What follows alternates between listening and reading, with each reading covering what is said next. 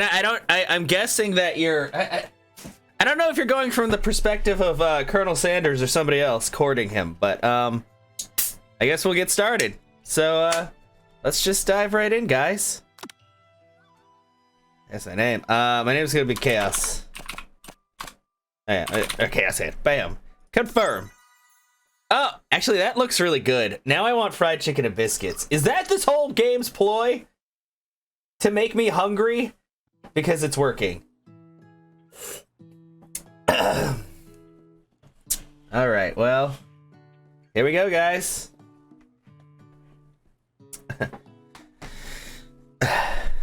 You sleep softly as the morning sun casts a warm glow through the window of your modest student apartment. Oh, God. The world is peaceful and serene. You could stay in the moment forever. Oh God! Oh God, it's not stopping! Or you could wake up. Now. Your first day of culinary school is no time to sleep in. The clock out the window and stay in bed forever! You slept through the school year and gave up on the once-in-a-lifetime opportunity to meet Colonel Sanders. Game over! Already, you might not be cut out for this. What? Yes! I love games that kill me like three things into it. Okay, let's try that again. Yeah.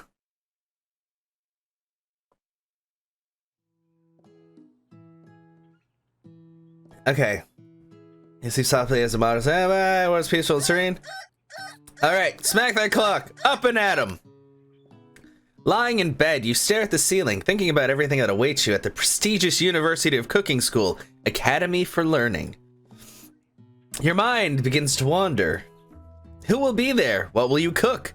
What should you wear? Time begins to fly by, and you find your imagination getting away from you.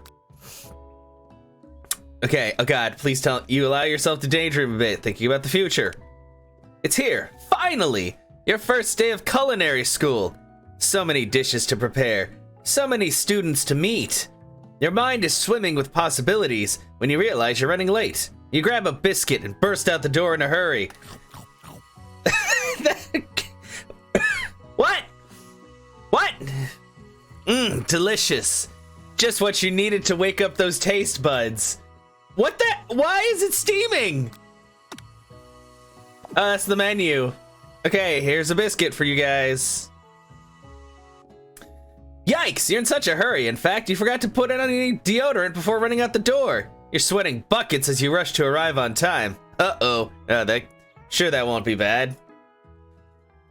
Standing in the quad, you gaze upon the magnificent University of Cooking School, Academy for Learning. Here comes your lifelong best friend forever, Miriam. Ah, she's cute. She's the most adorably awkward person you've ever met, and you absolutely love her for it. Okay, I guess we should use the voice mod for this.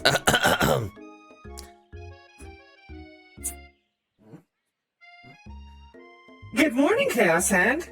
Are you excited for the first day of the rest of our lives?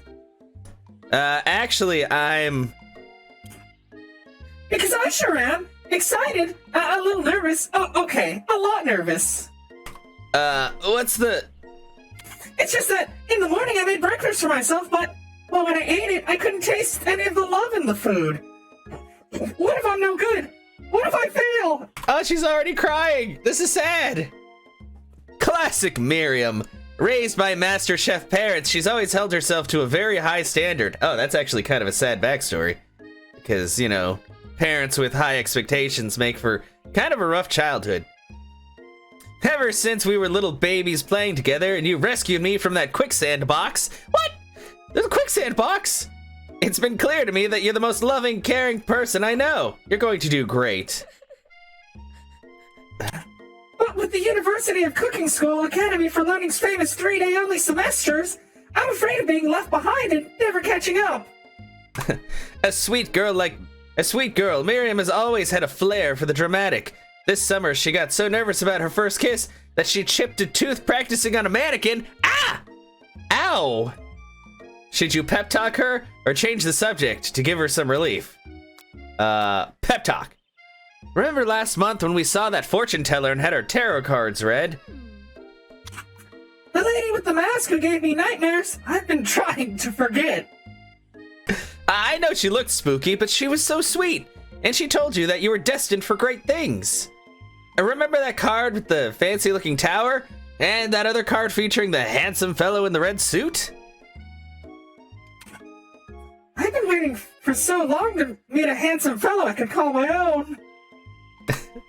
And I'm sure you will soon. In no time, we'll be graduating, and you'll be delighting the world with your heartfelt cooking. In no time at all. I think I might have brain farted there. As you talk Miriam up, you feel her nerves begin to ease. You know what? Maybe everything will be okay after all. If not, at least I have these killer bangs. Can you believe I cut them myself? You can definitely believe it. I cannot believe it. Before you can get another word out, you're rudely interrupted when someone smacks your books and custom engraved measuring spoons out of your hands and onto the ground. Hey! Oh, it's Ashley. It's Ashley. I'm gonna assume that's how you say it. Your arch rival. She's totally evil, but you can't help but be filled with jealousy. She can get anything she wants, and she knows it. She also has a side fang and a boob window. Hello, Ashley. Oh, I didn't see you there, chicken shins. Wow. Whoa, she's got some thighs on her, though. Hello, can I look at her thighs? Is there a view thigh button? Damn it, I want to look at her thighs. It's not weird at all. You leave Chaos Hand's shins alone. They are perfectly normal shins. Ugh, you can't stand Ashley. Even her name is annoying. You know for a fact that it's actually Ashley, but she had to add extra letters to make herself feel better than everyone else. If anyone here knows what perfect shins look like, it's us. We're not gonna let you or your really weird insults get to us.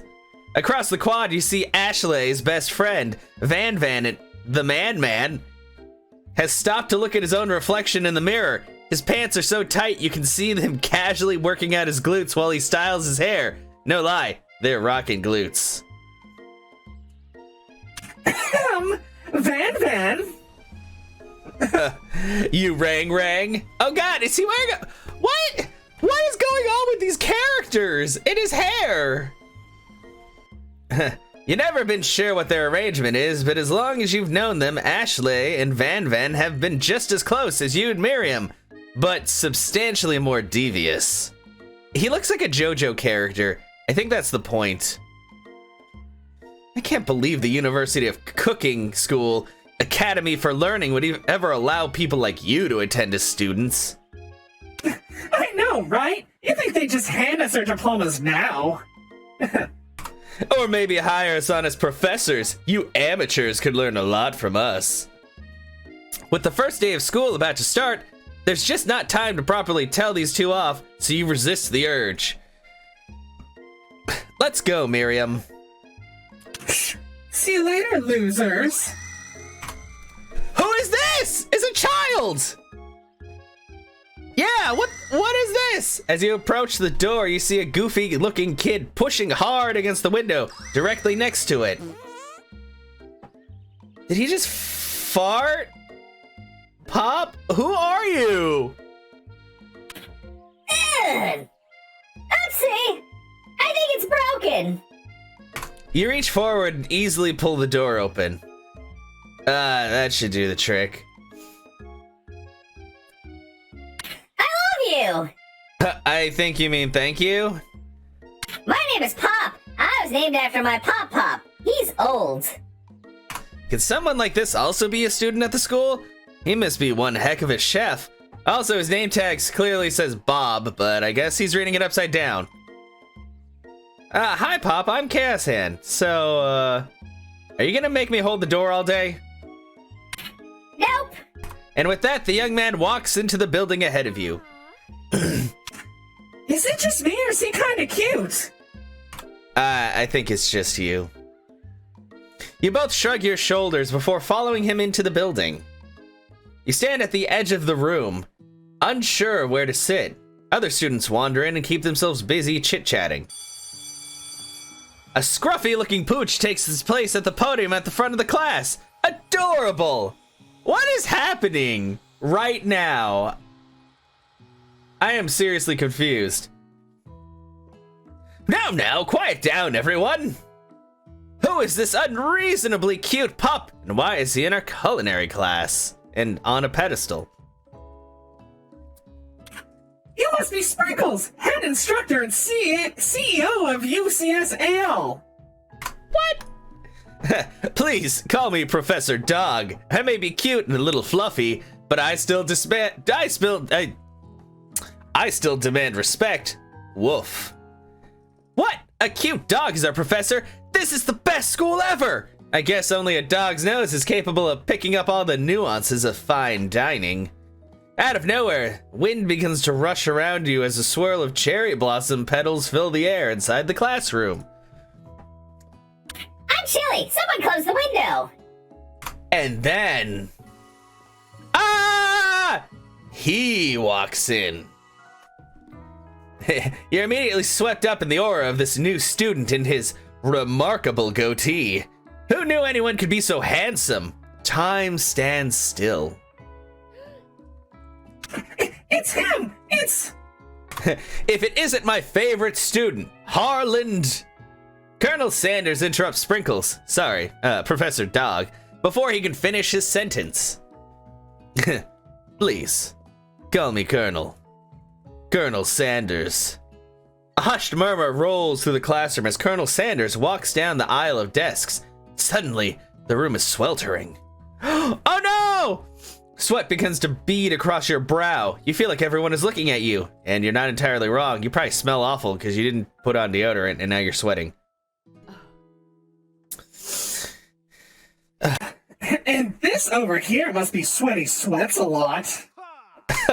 Maybe we should open that window back up before Faucet Pits melts into a puddle and evaporates entirely. Hold on just a second. Nobody talks to my friend like that.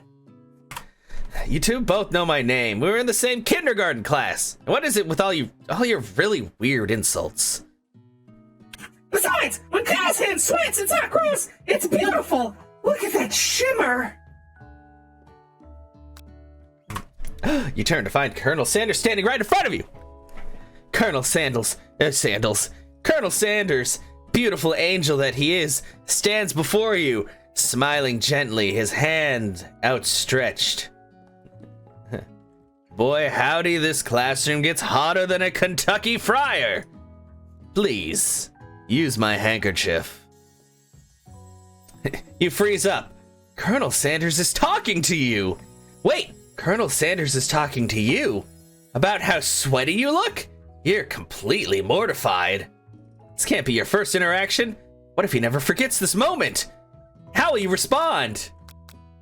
Take it. You stretch out your hand and Colonel Sanders places a fine silk handkerchief in it. It's so beautiful you hesitate to press it to your face, but when you do, the feeling is transcendent. It has his natural scent on it. It smells of the most delicious chicken you've ever smelled. Is that goals? Is that what people want to smell like? Is delicious chicken? Professor Dog steps in to settle the class down and set some ground rules. Welcome to the University of Cooking School Academy for Learning, the greatest culinary academy in the world. The birthplace of culinary legends past, present, and future. Many challenges await you. There will be tears, there will be blood. There might even be really adorable tiny food. And when all is said is done, there will be a battle! You will lift your sporks and complete in the broom cooking arena. Just then, another student enters the classroom and interrupts the professor's rousing speech. Hey guys, I'm sorry I'm late. I hope everybody had a good summer. I really miss... Quiet! Late to class is bad enough, but interrupting my monologue, you're on the fast track out of here, young man. Are you sure you're even in the right place? What is with his arms? Don't you recognize me? This is my 3rd year in this school with you as my teacher. Everyone stares at him blankly. Does no one remember me? You're expelled if you utter one more word before I finish. Let that be a lesson to you students, that tardiness is unacceptable. Even Clank made it here on time, rolling halfway across town on his tiny wheels.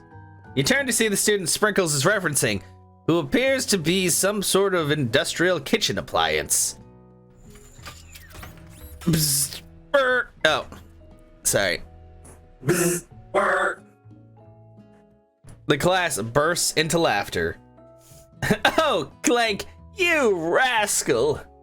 Sprinkles walks in the classroom as everyone stands in silent obedience. When he gets to you, he lifts his nose into the air and takes a deep sniff. Oh, come on, I know I'm sweaty.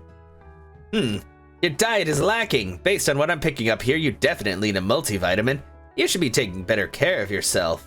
Oh, that face.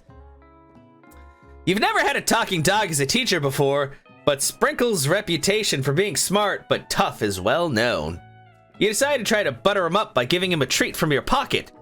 But what kind? Chicken snack? It's gotta be chicken. It's Colonel Sanders, right? Guilty. Hi, how are you doing? Also, this is terrifyingly good so far. Like the music and the drawings, I'm afraid actually. And apparently really sweaty, and the characters are weird but adorable. I'm very conflicted about this game, to be honest. You reach beneath your apron and return with a chicken snack in your hands. Sparkle's eyes go wide as he locks onto it. His favorite! Ah, of course, it's a KFC dating sim. Of course he's gonna love chicken. It's like when the intro started, there was like soft violin and stuff, and I'm like, what is going on? Here at work, but you're lurking, you're so curious. I know. Oh, I hope work's going well for you, Guilty, but it's good to see you. Oh, well, I think there might be some competition for the new star student. The furry professor immediately devours the snack, leaving your hand slick with a coating of warm doggy drool. Ew, gross. Also, hi Taria, how are you doing today? Happy Valentine's Day, everyone.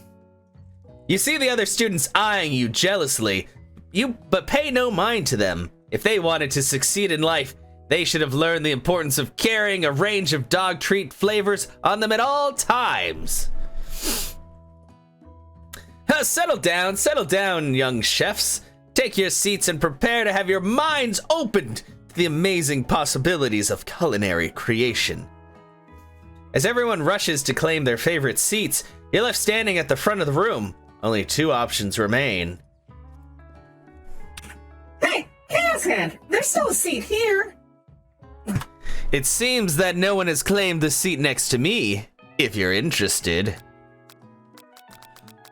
Oh no! Do I sit next to my best friend or Colonel Sanders? I'm doing pretty good, Taria. I got bananas and stuff, so I'm all good for the day. I was gonna start earlier, but then, yeah, I stayed up super late. I'm sorry, Miriam, but Colonel Sanders has my heart. With his, 30, how many spices are in the KFC I can't remember. With his many spices. You move to take your seat by Colonel Sanders. It appears he brought no books, pens, or pencils. However, his perfect upright posture shows off a seriousness that makes you confident in his desire to learn. Thanks for offering me this seat. I've only had 2 rules. Do all you can, and do it the best you can. It's the only way you ever get that feeling of accomplishment, or of accomplishing something. That's so inspiring. A little off topic if you ask me, but okay. As soon as you settle into your seat, the professor makes an announcement. Think fast! It's time for a pop quiz! Ah! What? We just got here. Yay! Pop quiz time! This incredibly important and surprisingly short quiz will tell me if you are ready for life at culinary school. Keep your knives sharp and your focus sharper. Here comes question number 1. Oh, it's only 11. Okay, then maybe I was thinking of like Dr. Pepper was like 13 flavors and then something else. There's a lot going on in the food world. If train A is traveling to point B and train B is traveling to point A, how important is it to wash your hands before cooking? Extremely, looking at you, Pop. That's right! Forest is to tree, as chicken is to feather. That's right! Look at me, I'm so smart! I'm learning. What is the most efficient eating utensil ever created? A comically oversized fork, a meat tenderizer, or a spork? Oh, I had a spork recently, but it's not here anymore. I think I got it from Church's. Don't tell Colonel Sanders. That's right! What food is best for a broken heart? Camel meat? What? A pancake that looks like a silly face. Anything, as long as it is prepared with love and not too much salt. That's right. I'm not too. What are you talking about? I'm not two timing on anyone. Also, let me turn the music up a little bit, actually, because it was super loud earlier. Is Sprinkles a good boy? No, he's a talking dog that teaches at culinary school. He is the best boy. Yes, best boy. Also, what's going on? See, how are you doing? I do like sporks too. Like I don't know why. I always have fond memories of them just because I always use them whenever we would eat at like any fried chicken place to eat the mashed potatoes. I don't know why that's like my most vivid memory of fried chicken places, but I don't know. I always like the mashed potatoes from them. Now this game is really making me want chicken. This is dangerous. See, I should have known better. That's right. Okay, slept funny against your shoulder next. I'm sorry. Yeah, I slept okay. I didn't go to bed until like 7 in the morning because I was hanging with friends and then playing games. But hopefully you get to feeling better. Your total score, a perfect score. Oh, I'm so smart. Wow, be honest. Did you cheat? You look to see that Colonel Sanders has been watching you tally your score. He's impressed. I know we just met, but I have to confess, I think you have a beautiful brain. Hot diggity, Chaos Head! You just scored some major Colonel Sanders points with that performance. May I have your attention, students? I have an important announcement to make. Time for lunch! Wow, the cafeteria is as nice as any restaurant you've ever eaten at. It makes sense that a school dedicated to cooking would also be serious about eating. A delicious fragrance wafts through the room and tickles the end of your nose. Your mouth waters. Do you smell that? That must be our lunch. It smells crazy good. Everyone, can I have your attention? Is that about lunch? No, I just wanted to apologize for my tardiness. You see, I was... Howdy, folks! I'd like to make an announcement. Hey, It's about lunch. Everyone cheers! Yay, Colonel Sanders! But I... Shh! Lunch! Lunch! Lunch!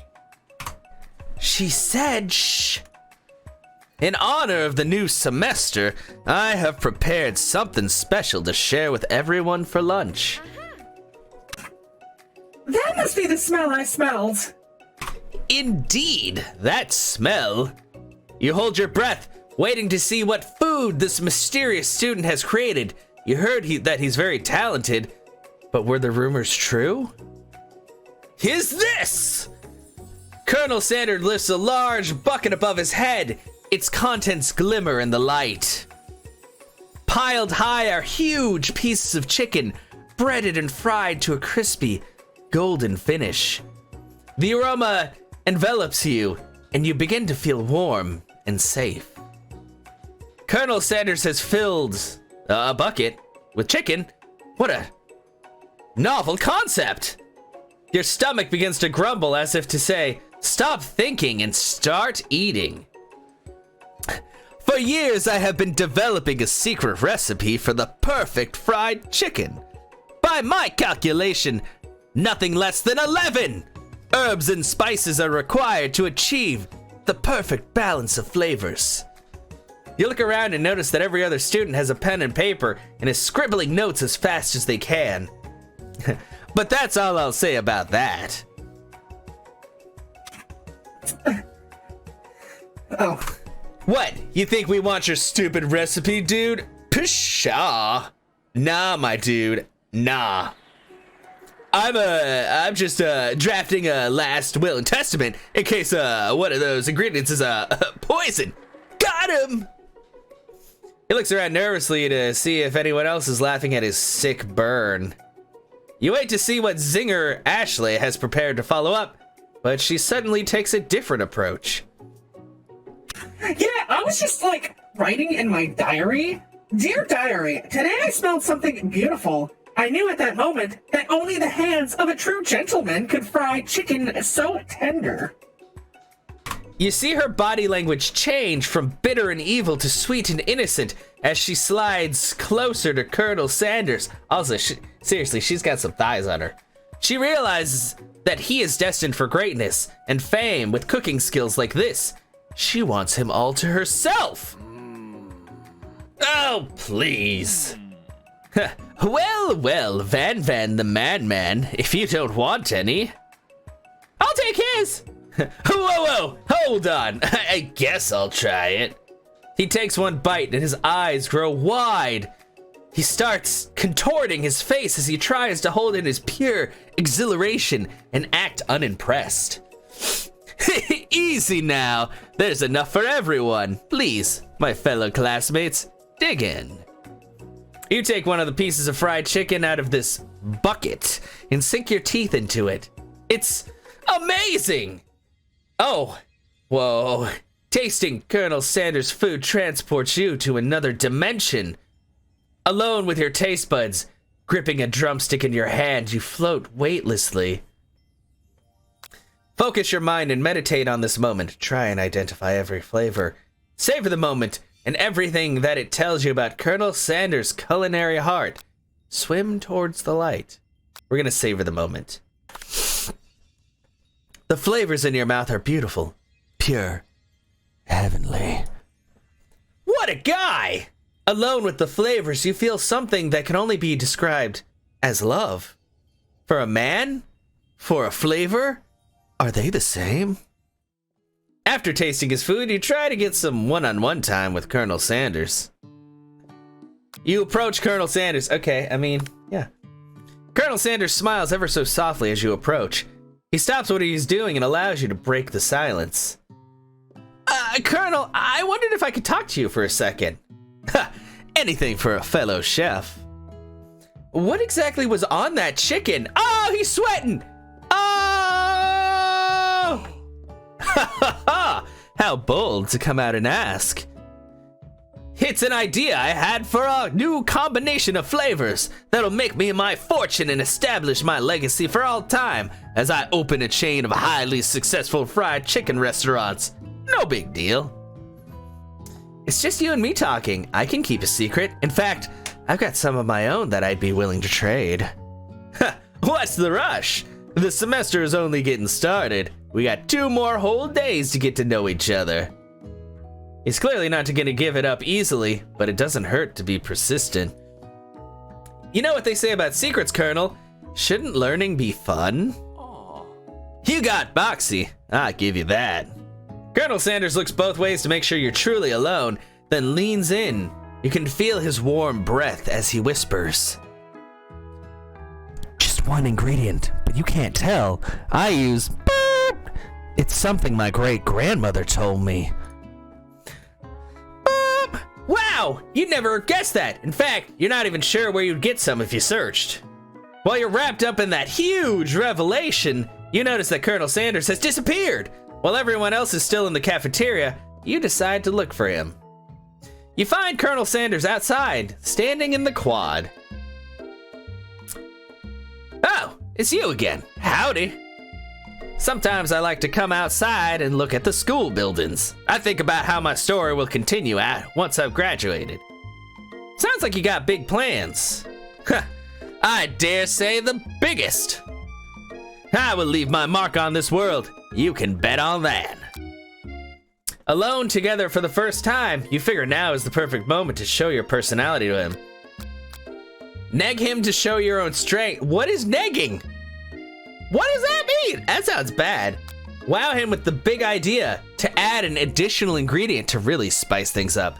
Be modest, but thoughtful. Bam. Well, I just wanted to tell you that I really enjoyed your food. Now you've got his attention. The flavors were complex, but comforting. The interplay between salty, savory, and peppery, it was perfect. I appreciate the compliment, Geosand. I'm sure you'll be a big success. I know we've only met today, but I'm starting to get the same feeling about you. We should head back inside. The next lesson starts soon. You step into the massive cooking arena where the afternoon lessons will take place.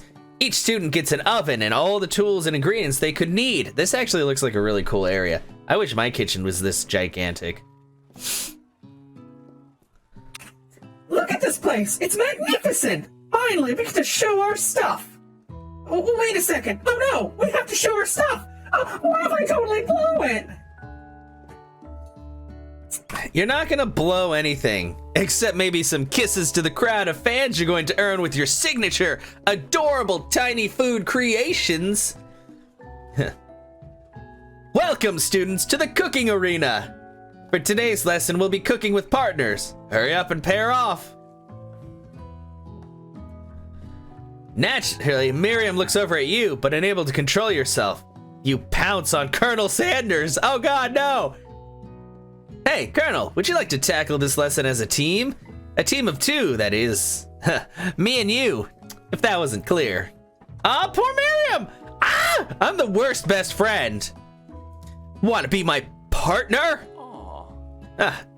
Sure, Geosand. I'll prepare the station. Without you as a partner, Miriam is left standing all alone. Two different students quickly take notice. Ah! Hello, new partner. Oh. Beep boop. Bzz.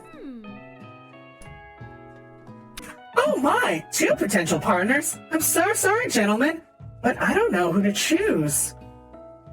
Looks like you'll have to pick for her. Friend duties can be a little awkward, but that's the price you pay for not being alone forever. Wow! Oh!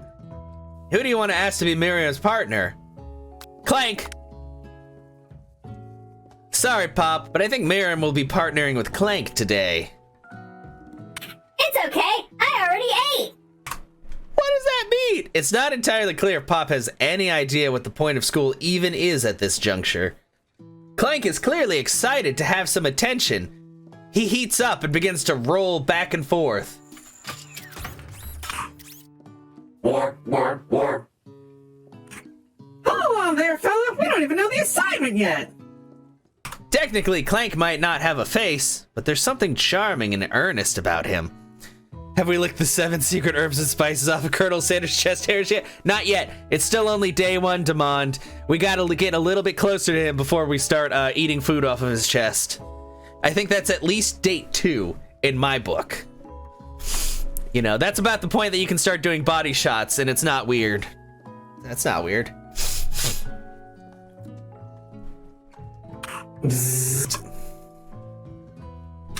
Tissue? I hardly know you. Clank judders and a panel shakes loose. You get the impression that this is a sign of affection? I hope so. Looks like you two will be fine.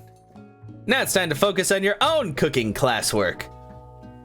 All right, you two. For today's lesson, we're going to keep it simple. Pick a basic dish and divide up the steps. No chef is an island. It takes 2 flints to make a fire. You get the idea. Which dish do you suggest to your partner, Colonel Sanders? Steak tartare seems easy enough. It's fancy. You don't even need to cook it. Using octopus will blow Colonel Sanders' mind. Your grandmother's mashed potatoes and gravy. I feel like mashed potatoes and gravy because he makes fried chicken. Is that what you've been doing wrong? Yeah, you gotta space out your dates like that, Demond. I've always been something of a down-home chef. I was thinking we can make something warm, inviting, comforting. Maybe mashed potatoes. And gravy? I couldn't imagine one without the other. Colonel Sanders casts a coy look at you, causing your whole face to go beet red. Embarrassed, you quickly turn away. I'll go get the potatoes. No, please, let me. Picking perfect produce is a passion of mine. Also, saying words that start with P. Looks like things are getting pretty fresh around here. Does someone have a crush on Colonel Sanders? We're just cooking partners. Mind your own business, Ashley. You have too many letters. Sanders' heart is my business, and you better keep your fingers off my man! Did someone call for me? No, jeez, Van, while I'm over here crushing Chaos Hand's dreams, you're supposed to be taking care of our classwork. That was the deal, remember? Colonel Sanders returns, arms full of peeled potatoes. He tosses them into a boiling water, turns his attention to you and your old friends. Oh, howdy there, Ashley. It's Van. We working in a quartet instead of a duet now? Actually, no. It looks like Chaos Hand was struggling, so we offered to give him a hand. You know how it is. These young amateur chefs need a lot of mentoring. I was gonna say, Colonel Sanders, maybe I could teach you a thing or two about fancy food. Maybe one day you might be able to get up to my level. Ha! Doubt it. Don't be rude, Van. Personally, I have no doubts whatsoever about Colonel Sanders' ability to concoct creations worthy of admiration. After all, your fried chicken was quite spectacular. But Colonel, if you ask me, I might make a better partner for you than this thing that has positioned itself at your station. Don't you feel deep down that we cast complementary shadows? We fit together like a thigh and a drumstick. It just makes sense. Nothing about this makes any sense, but one thing is clear. She's coming for Colonel if you don't watch out. Ashley is really going at you hard. You need to ask for some backup here before things get ugly. Turn to Colonel Sanders, hunk of hunks, in your time of need. Turn to Miriam, your forever bestie, who always has your back. Miriam! You turn to Miriam, and as soon as you find her, she senses it and looks back. This girl's friend in need radar is second to none. She immediately comes running over. Is somebody threatening my friend? I will destroy them! I actually think that Ashley and Van were just leaving. Leaving you in the dust? Vis-a-vis my chef skills as a chef perhaps, but stepping away from this competition? You're sorely mistaken. Miriam, you're a loyal friend, but Chaos Hand is my partner for today's activity. You look for Sprinkles in hopes that he might step in, but he's nowhere to be found. Darn those cute corgis and their short but sturdy stature. You look down at your station and realize, in the tension of the moment, your hands have been cooking on autopilot. Distracted by the drama, you've already crushed the boiled potatoes into a perfectly creamy mashed texture with plenty of butter and cream for flavor. It's as if your natural passion guided you through the steps you know so well, while your attention was elsewhere. I know just what to do. Colonel Sanders extends his hand. He's holding a beautiful white porcelain gravy boat, out of which pours a smooth brown gravy, smothering your nearly finished potato dish. Gravy flows down the mound of mashed potatoes. The result looks spectacular. Granny would be very proud. She would be. Colonel Sanders holds a spork out to you. You reach out and grab hold of it, but he doesn't immediately let go. The two of you stand holding the same spork. And for that small moment, all of the madness and pressure in this crazy world stops. Your eyes lock. The moment is electric. Time stands still. If you love something, set it free. Together, you dig the utensil into the mashed potatoes and lift a heaping sporkful up when you see Ashley with a sinister look. You know she's plotting against you to be with Colonel Sanders. And then, filled with rage and without thinking, you fling the sporkful of mashed potatoes right into Ashley's stupid, beautiful face. Van, do something! Do something! Scooping up a fingerful, Van tastes the dripping mashed potatoes and gravy and realizes that it's delicious. Horrified by this revelation, he slinks away. Will he ever be able to cook something with so much love and integrity? Oh no. Hold on right there, Chaos Hand! We do not waste food in the broom cooking arena! Colonel Sanders, I expect better from you. If you throw one more spoonful, you'd both better be prepared to eat it from wherever it lands.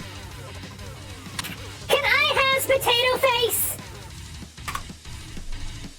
Van rushes back over, a covered dish in his hand. Mashed potatoes with gravy? Pathetic.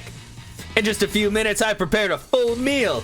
Gaze upon my specialty, braised tentacle of octopus in my silky saltwater sauce, bladed on a battle axe forged by my supreme chef ancestors. You've ignored me for too long. This ends now. It is I who will have the first bite, and you will all look on with envy.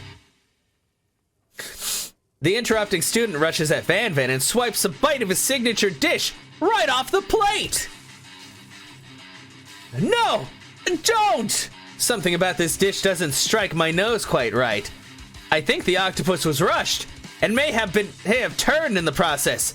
The results could be toxic. Too late! It has been eaten! I think I left something in the oven. I don't feel so good. Ah, it killed him! Everyone step back. Don't take another bite. When you look back at the plate, the rest of it is gone. You notice the tip of the tentacle being slurped up in Pop's mouth. Pop winces in pain for just a moment, and then is almost immediately back to his oblivious self. Oopsie! Tastes like poison!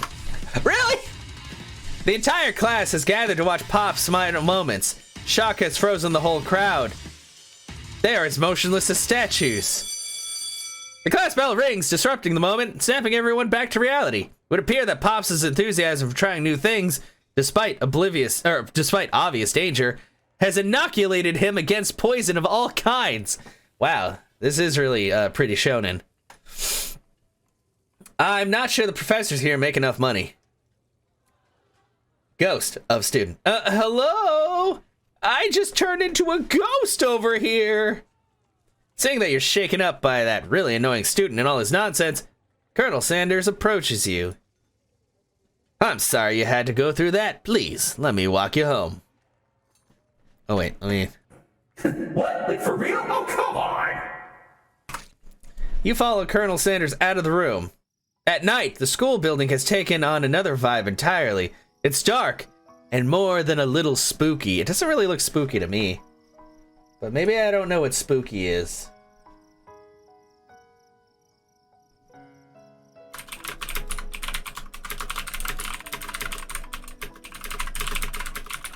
So I had to respond to something really quick.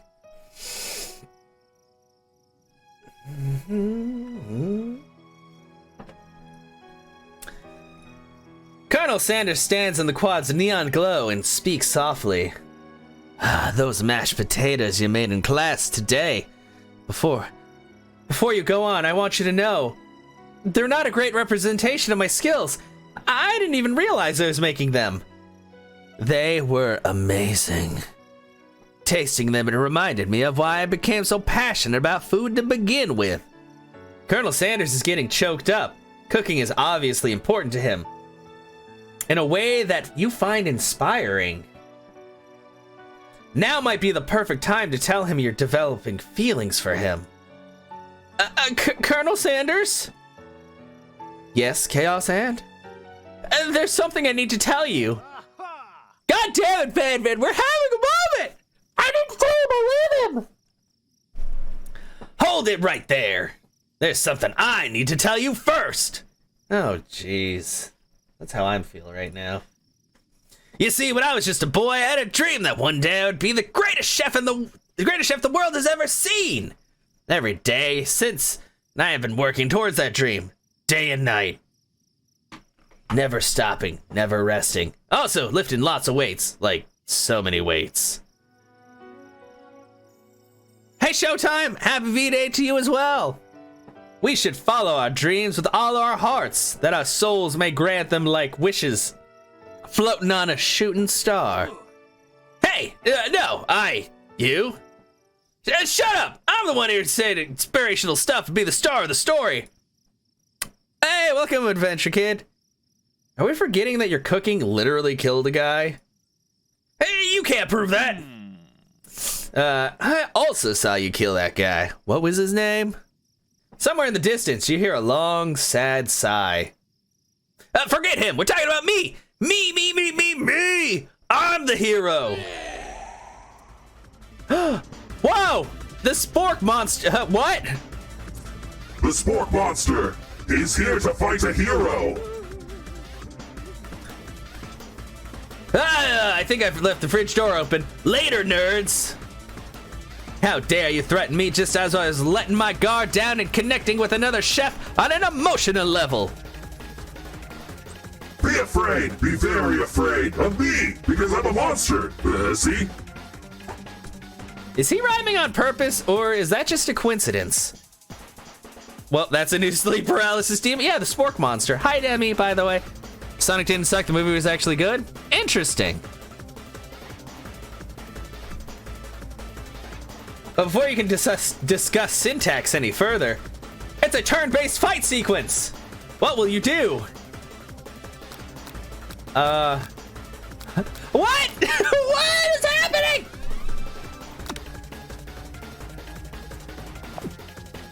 Wait, can I not save? Is there no saving in this game?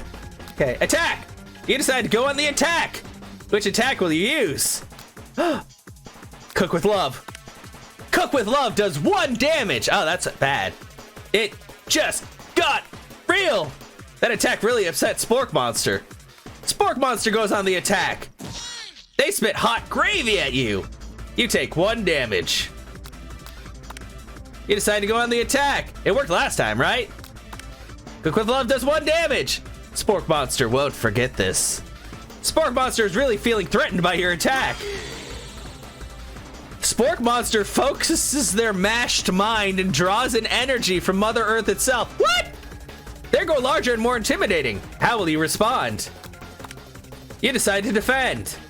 Which defense will you use? Trepidation! What? You hold your head between your hands and mutter, this is not happening. This is not happening. Spork Monster is no quitter. Buffed up and ready to rumble, they go on the attack once again. Why is Colonel Sanders not helping me?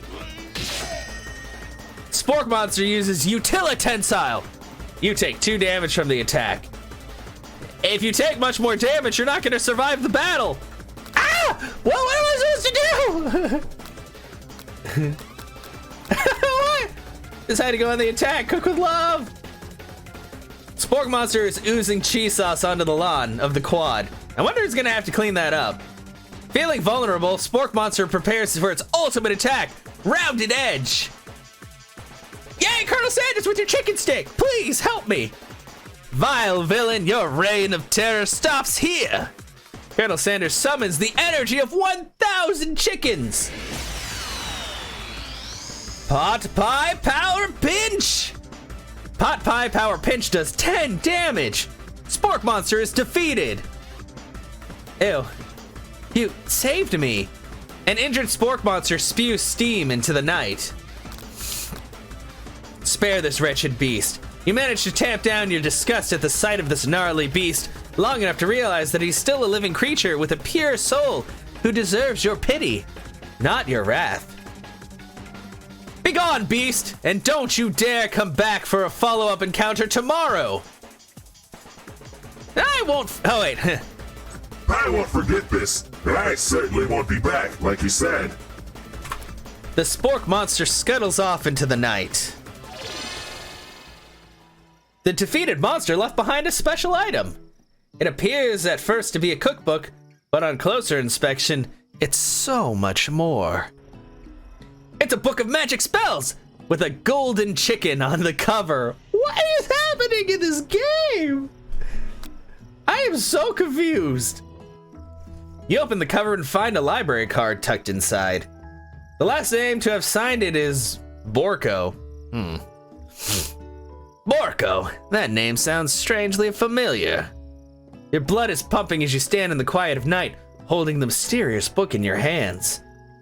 As you come down from your battle buzz, you realize that your final attack has left you completely depleted. The world around you begins to fade away. Without any energy to keep your eyes open, darkness overtakes you. The image of Colonel Sanders flashes before your eyes as you fall asleep. He must have helped you get home. In your tired state, you don't know if you could have made it without him. What a guy. You want to thank him, but you don't have the strength to utter a single word. You feel your covers being pulled up as you are tucked in tightly. Good night, my Colonel. In your dream, you're together with Colonel Sanders. For some reason, Sprinkles is also there instructing your love. Dreams are weird. Oh, God! Ah! Hey, that was every character we've met so far. You wake on day 2 and attempt to process the wild visions you had. Were they memories or premonitions? This game is actually really well made for like a stupid KFC dating sim game. It's kind of terrifying, but it's amazing. And then there was that secret ingredient that Colonel Sanders went ahead and told you outright. Not much of a secret, huh? It's probably just because he already trusts you so much. Sure, that makes sense. We'll go with that.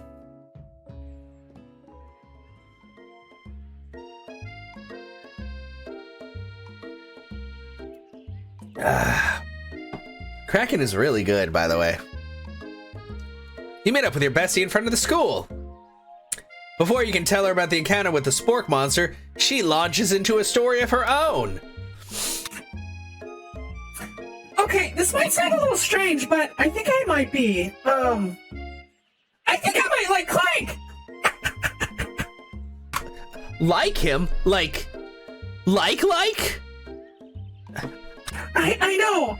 It sounds like it's moving too fast, but there's something about him. I like him! Like him! We got to talking after class, and he's actually a totally sweet guy. Not only that, but he's really smart. He told me all kinds of stories about Colonel Sanders. Did you know that Colonel Sanders was the most popular kid in his high school? No, but that does make complete sense. Yeah, he was so popular that he was voted prom king at school he didn't even go to, and was also the convertible that he himself rode on in front of the homecoming parade. What? He was his own. What? I'm thinking maybe something got lost in the pressure cooker language translation there. Either way, maybe it'd be best if you slow it with this new boy, like I am with Colonel Sanders. You and Colonel Sanders? The coolest guy in school? The most famous student ever to attend the University of Cooking School? Academy for Learning? You're a thing now? We definitely connected yesterday. Sure you did. That's great. Why wouldn't he be into you, I guess? Laughing at the implications that you and Colonel Sanders might be a thing is definitely not cool. You are great. I am great. I'm sorry. You have an idea about how to prove that your love is real. Well, if he's not into me, Why did he tell me one of his secret ingredients? Your bestie's eyes light up. A secret ingredient? Yeah, I just said that, a secret ingredient. Is there a dramatic echo in here? Miriam checks to make sure you're alone before continuing. So this summer, while I was on vacation with my family, a lovely man approached me in a botanical garden where I was wandering. This can't be good. He told me about his passion for spices. Secret spices. That man even gave me some to show me what he meant. He said it was a powder created from a super duper rare dried flower petals. And that if I did him a big favor, I could have some of my own. Please, Miriam, don't tell me. So I filled my suitcase with them and brought them home. He was so nice, he even met with me at the gate when I arrived. Later, when I cooked with them, a very strange feeling came over me. And the flavor was unlike anything I'd ever tasted. I think you're being very liberal with the meaning of spices here. Whatever, anyhow, we both share an interest in cooking, so we stayed in touch. You know, like pen pals. I bet he would love to know more about the new spices. Well, I'm definitely not supposed to share Colonel Sanders' secret recipe. And besides, I only know one ingredient, so I doubt it'd be much use to anybody. Emerus, oh, is there I might check that one out. I was suggested this one, and I've never seen it played, and I've never played it, so I figured I'd go with it. Let's see. But I think I've heard of that. I might actually have that in my library. It's hard to tell. I am game sharing with people.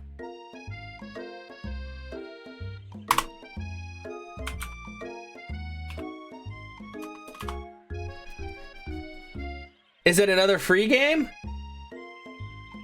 It's free? Okay. Just saying, let me...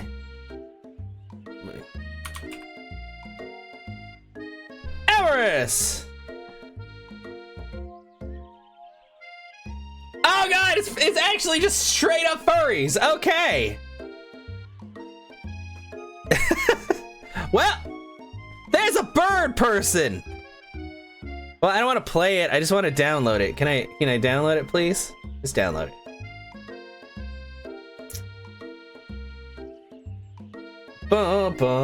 Yes. Thank you. Cause yeah, I know. My friend Phoenix was looking up free dating sim games. Him as his wife. Cause they were the ones that suggested this, and then they went on a hunt for things. All right. Very good. Now we have more ammunition.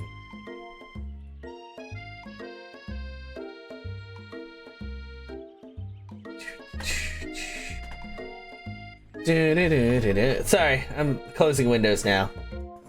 I like the fact that if you look, like the icon for this game at the bottom on the taskbar is just a piece of fried chicken. This game is amazing. Yeah. Yeah. Please, please, please! It would mean the world to me. No one has to know it came from you or from Colonel Sanders. Also, I hope you guys are having a good day so far. Like, I don't really celebrate Valentine's Day. The most I did is I bought a friend a pizza yesterday because she lives in Japan, and I promised her that I told her that I was gonna buy her a pizza on Valentine's Day, and so I did. But other than that, yeah, this is what we're doing today. Tell the ingredient. No, make up a fake ingredient. We can't sell out Colonel Sanders. I love him. I love him. You quickly think of a fake ingredient name. I don't know. How about... It was Eye of Newt. I know, it sounds like some kind of witch's potion, but what can you do? Eye of Newt? Wow. Her eyes light up imagining such a thing, and you figure that you've satisfied her curiosity and she'll move on. However, she immediately turns around and does some thumb typing on her phone that you can't quite see. That's probably not good. Before you can ask her to confirm that she was definitely not texting secrets to other people, you're interrupted. A wind rushes in. Cherry blossom petals fill the air. It's Colonel Sanders! He's arriving at school. stand back and admire his majestic glory. Colonel Sanders' horse is truly a thing of beauty. Without ever acknowledging that he's being watched, he does a short horse dance before dismounting with a flourish. He then slaps the beautiful creature gently on its rear, sending it running free into the countryside. You are so struck by the sight of him that you lose the ability to speak coherently. Oh, I didn't realize anyone was watching. Don't worry, he knows his way home. You attempt to compliment Colonel Sanders, but the words don't come out exactly right. What a horseful beaut you have! I mean, what a horseful beaut you have! Dang it, that's what I just said. Being a good friend, Miriam attempts to cover for you. Okay, Sand just gets really nervous around people they like. Thanks, Miriam! What? This is not helping. I mean, they got food poisoning and they were up all night. It was gruesome. You should have seen it. She gives you a wink and a smile as if to say, situation handled. Can't blame a girl for trying. And with that, Colonel Sanders disappears into the school, leaving you and Miriam to follow. When you enter the classroom, you can see your two rivals, Ashley and Van Van, are doing something bad. By the way they're hiding, you know it must be really bad. Like counterfeiting recipes bad, experimenting with restricted ingredients bad, summoning a demon bad? You try and get a peek over Van Van's hulking shoulder, but he sees you coming. Oh, whoa there, little one. I'm not sure you're ready to handle this. Why don't you make like a bee and mind your own wax, honey? Act like you're not interested in them, but really try to get a closer look. You sit near the rivals, but leave your back turned to them. You even hear Van Van mutter something that sounds a bit like a magic spell. However, he notices you're eavesdropping. You try and cover your tracks and improvise an excuse. It's time for class, and you're distracting the rest of us who want to learn. Now you've upset them. Oh, and you're the Emperor of Cooking, are you? You make the rules? I'm not sure you know a good meal if it ain't you. Being the best chef in the world takes more than just culinary skills. It takes creativity. It takes panache. And it doesn't hurt to use a little evil. You finally get a look at what it was that they were hiding, and you instantly recognize it. It's a book, just like the one you found after your encounter with the spork monster. That's the same book I found last night in the quad. Ashley immediately elbows Van Van, who hides the book behind his back. I don't know what you're talking about. That book is a family heirloom, and its contents are secret. You notice that they haven't just been studying the book. They've got Pop pinned to the wall, and they're tossing potato skins at him as he tries to catch them in his mouth. We're praying. Before you can dig in any further, you're interrupted by the arrival of more students. It's almost time for class. Beep, beep. Clank must be running late. He's in such a hurry that he rolls right over Van Van's meaty foot. Hey, watch it, you bucket of bolts. You watch how you talk to him. He didn't do anything. Burrs, womp. Who do you think you're talking to? I've never heard such language. Not even from a stand mixer. Womp womp. No, your mother was a stand mixer. Burps. Van Van jumps to attack Clank, but Clank shocks Van Van, sending him flying across the room. Oh God, I don't like her face here. protect me, Colonel Sanders. These crazed men are about to come to blows. I think it must be over me, but I'm not interested in either of them. Ashley's tone has completely changed in an instant. She bats her eyelashes at Colonel Sanders. Surely he must know that this is a ruse, right? Gentlemen, get a hold of yourselves. Save it for the arena at least. Or don't. Honestly, what do I care? I've got lofty career aspirations to focus on. Maybe I can help you with your business plan. You're waiting for this to get psychologically dark? It's already weird. Somebody did die in the first day because they ate poisoned octopus. Just then, Sprinkles arrives to signal the true start of the class day. He's panting, which doesn't seem all that abnormal. He's a professor, but he's also a dog. Students, please, take your seats. I apologize for my late arrival. I spent the morning chasing a car all around town, and my tiny legs were very, very tired. Well, I didn't. You see, the big guy. What's his face? Van. He made an octopus dish, but apparently he fucked it up, so it was poisoned. So one of the kids ate it and died, and then the other kid, Pop, ate it, but apparently didn't die because Pop eats literally everything.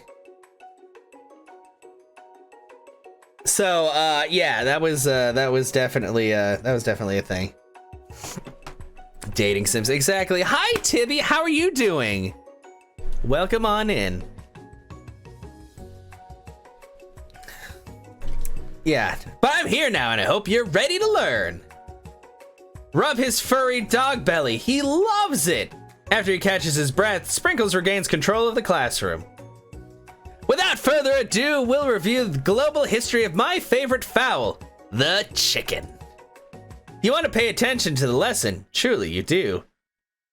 Which is why in 1776, after signing the Declaration of Independence, it was a chicken who first signed their name. What? But you can't help but daydream about Colonel Sanders, and you miss most of the important parts. Yeah, happy Valentine's Day to you too, Tibby. I hope that you have been having a fantastic day so far, and I hope that you're doing well. It's good to see you. But yeah, it's been a good day. I did wake up kind of late because I went to the bar with friends last night, and then we went to IHOP, and then I was up until like 6 in the morning, but it's okay because we're here now. Although this game is really I really want fried chicken now. I think this game, that's what they want. They just want to sell their fried chicken. Yeah, okay, so you can play it. Understandable, though. When you come to, Sprinkles is holding a tray of food in front of you. Well, Chaos Hand? Naturally, this appears to be a sample platter. Yeah, exactly, and it's really well made. Like, it's frightening how well made it is, because you think it's just like a bullshit game. And I mean, granted, yes, it is, but it's a really well made bullshit game. Which item do you want to sample? Glass of water, shimmering pepper, a dog biscuit. Yeah, they actually put effort into it. It's pretty amazing.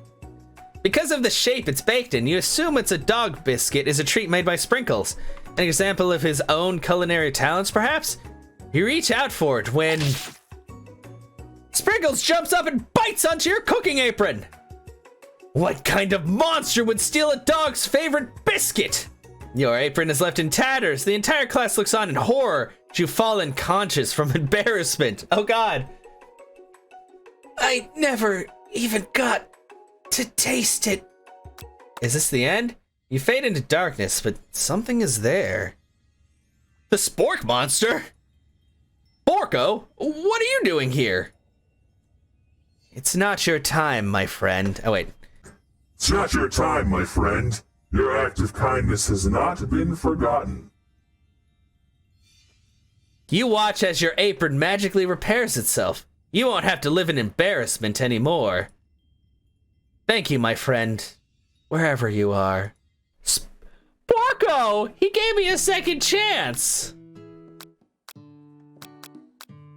Shit. A glass of water.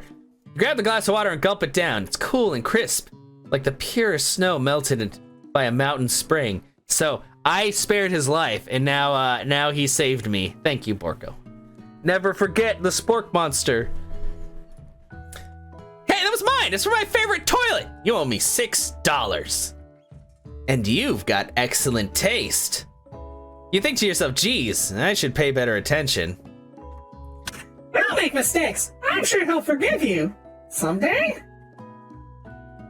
Come on, it's time for lunch! Before anyone can relax, Oh, Before anyone can relax, the cafeteria dims the lights dim. Fuck, I'm sorry. Very bad at this.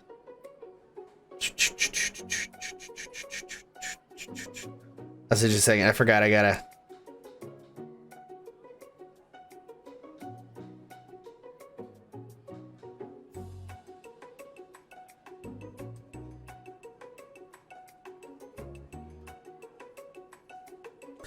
Boom.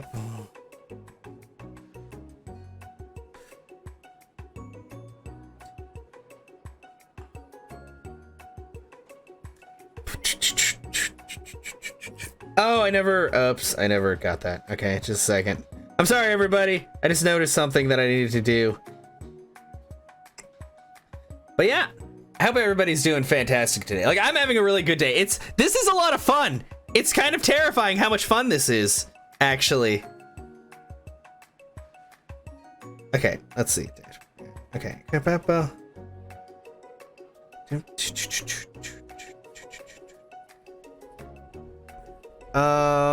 How do I...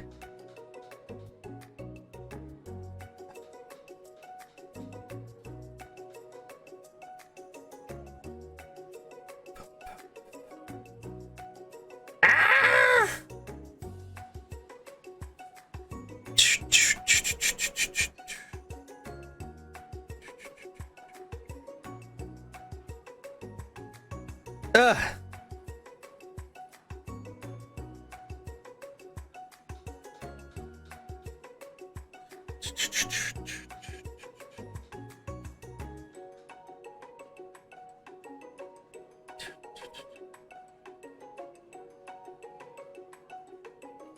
Okay, I see how to do that, and then okay, there we go.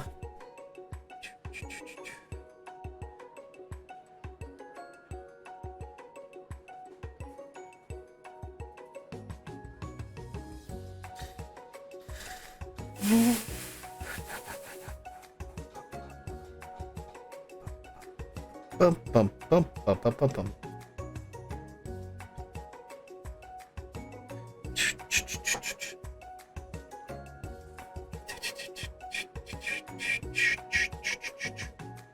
All right, we're good. Sorry about that.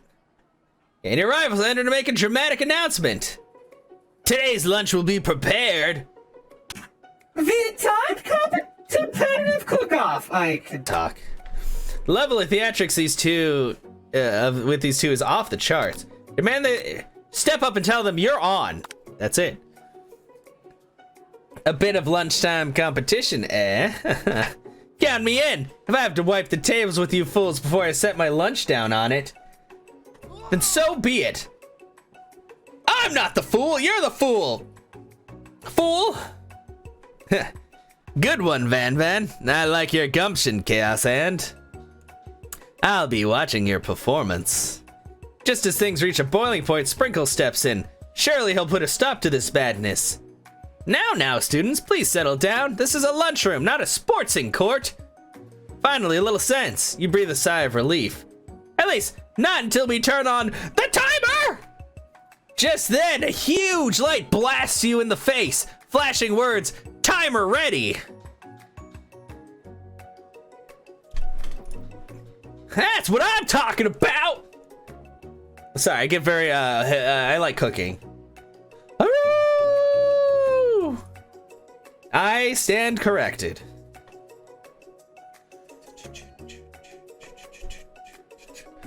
The hard way builds solidly the foundation of confidence that cannot be swept away. And that's an original quote by me. In case anyone was wondering, I hope its message lifts you to victory. like a diamond, I was formed under pressure, and now it's my chance to shine. I will defeat you myself!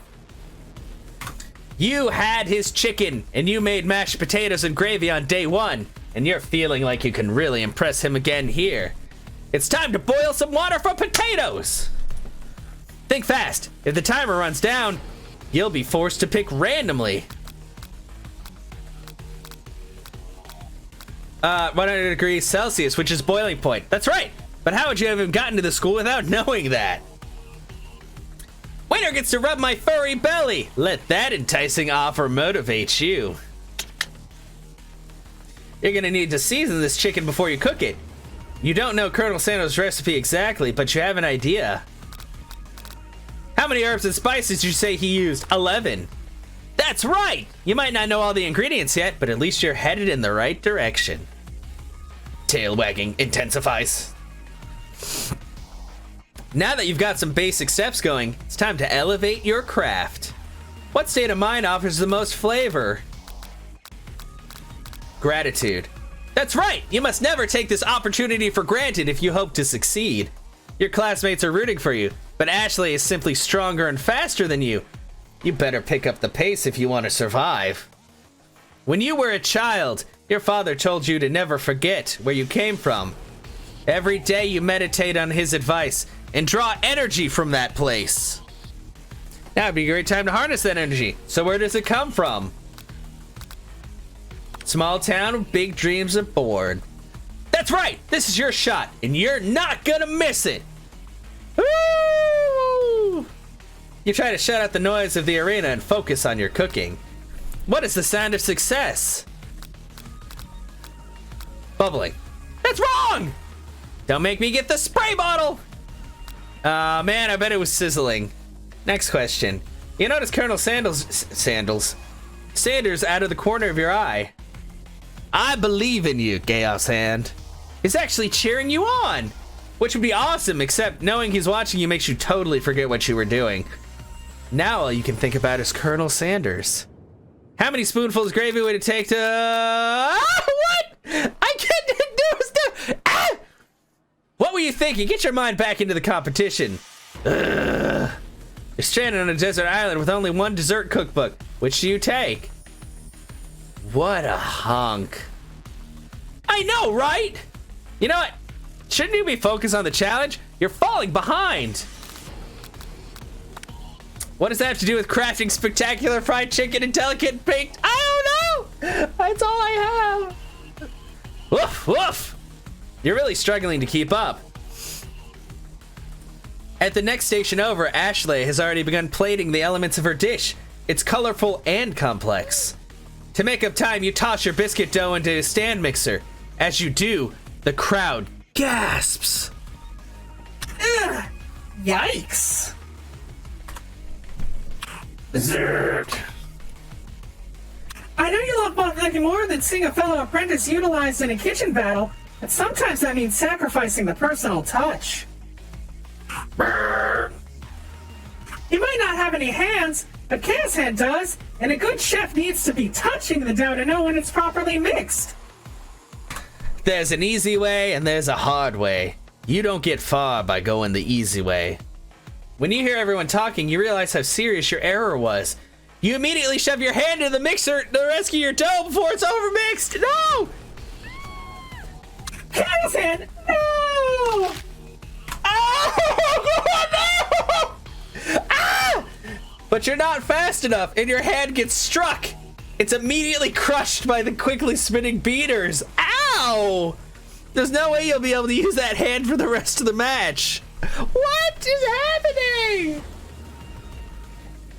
Colonel Sanders shakes his head in shame. What you often find is that the easy way can turn out much, much more difficult. Everyone, stop what you're doing right now. The battle is over. It can't be. I was so close to finishing my dish. Sweetheart, look at your hand. You simply can't go on. It's too bad. And here I am with my completed dish, ready to serve. Surely that makes me the winner by default. No, it wouldn't be fair to compare the two on account of Chaos Hand's injury. You see Sprinkles begin to lick his doggy chops as he locks onto the dish. But I suppose you should at least tell us what you prepared? Well, because I'm the sweetest, I skip straight to dessert. Under this white chocolate dome, you'll find an array of delights, taking you on a journey of flavor that tastes good and tells a story.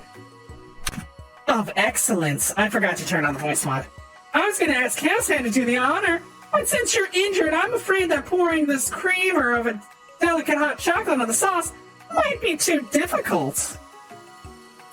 Colonel Sanders, if you wouldn't mind lending me your strong, steady hands.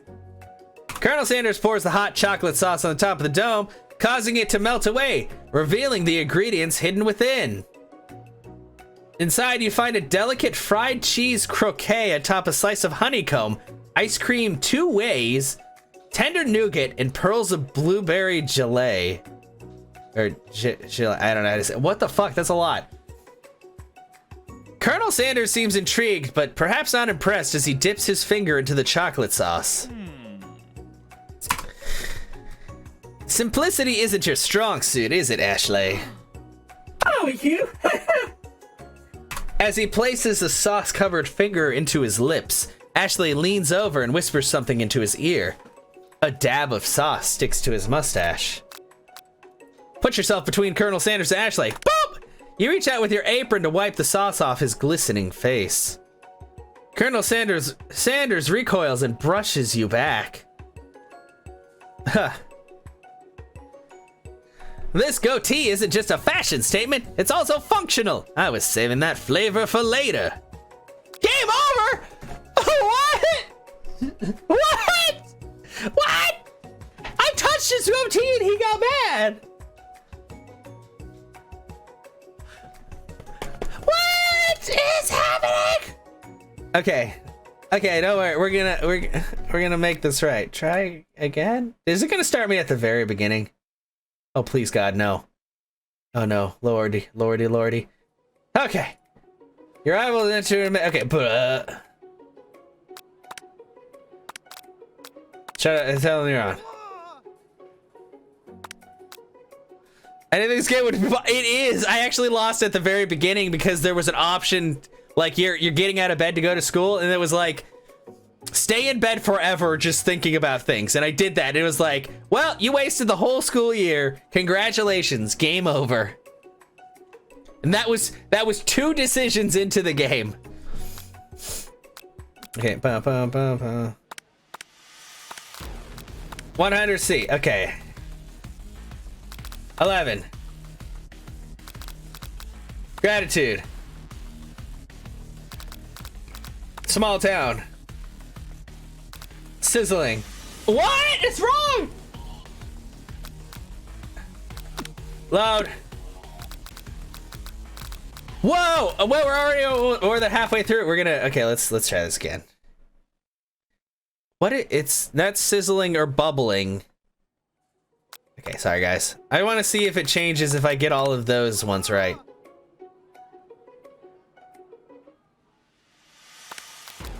C. 11.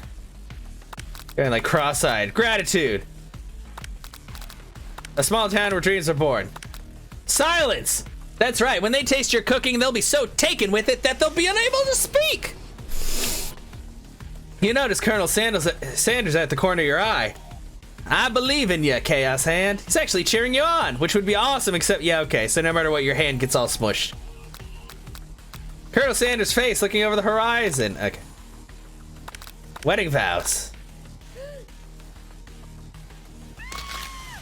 Ah!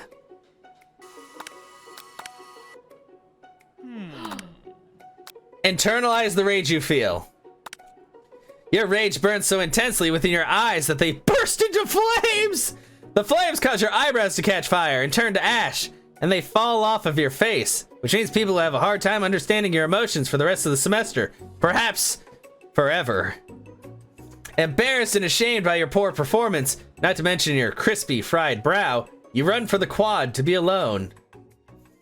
The beautiful weather feels like an insult. Inside of you, a storm rages. It's Colonel Sanders. He's probably here to tell you that he and Ashley are in love and have decided to get married. Wow! And he won't even ask you to cater his wedding because you're a terrible chef and an awful person.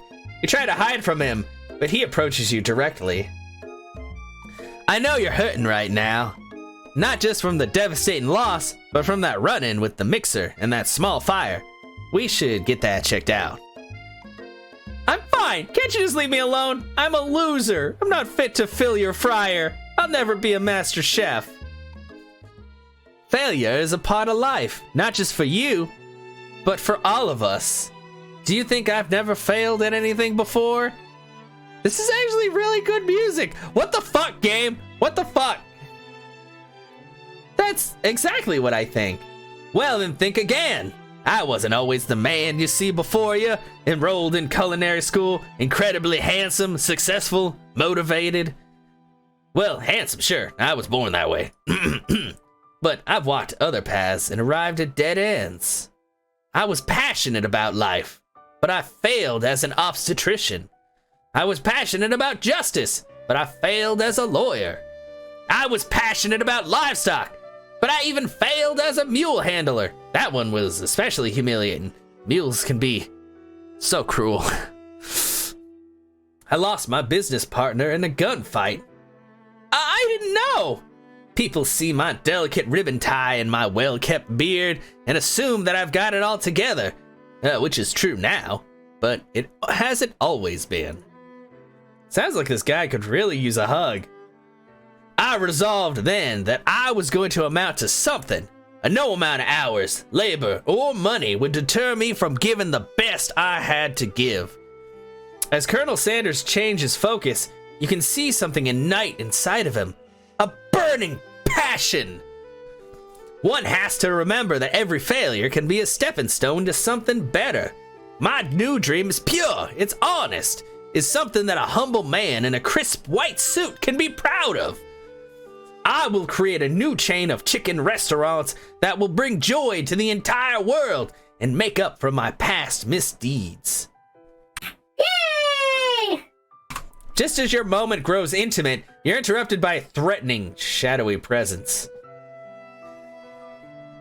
Battle scarred from the night before, you prepare for the worst. It's the Spork Monster! Borko? Oh. It is I! I know I said I wouldn't be back, and after the whole fight to the death thing, maybe you don't really want to see me anymore, but, I just wanted to say I was wrong to attack you, and I apologize. I know what it's like having to always look over your shoulder. Monster problems, am I right?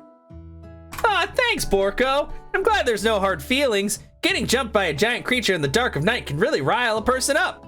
I also want to apologize for the way I switched right into attack mode.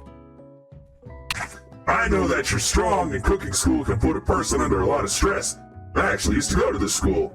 I wasn't always a spork monster, you see. I don't believe it. You were human once? Well, no, I was a golden retriever. But I was still a student.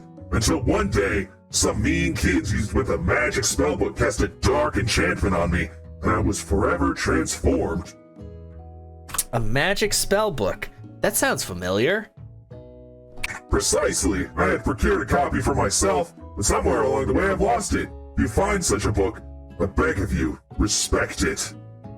You're a powerful chef, and shouldn't rely on such dark and evil magic. No, you should be protecting the innocent from those who would cheat them through sorcery and guile. If you need me, don't fear. I will be there.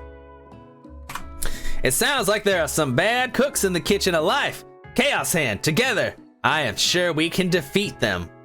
Come back to my hideaway and we can discuss. A personal invite. You can't imagine what Colonel Sanders' home must be like, but it sounds like you're about to find out. Stepping inside Sanders' home, surrounded by his things, you start to feel a special bond with him. Looks like you live such an exciting life, Colonel Sanders. His fucking baby picture, he has a goatee already. What the fuck? Why is he holding a drumstick?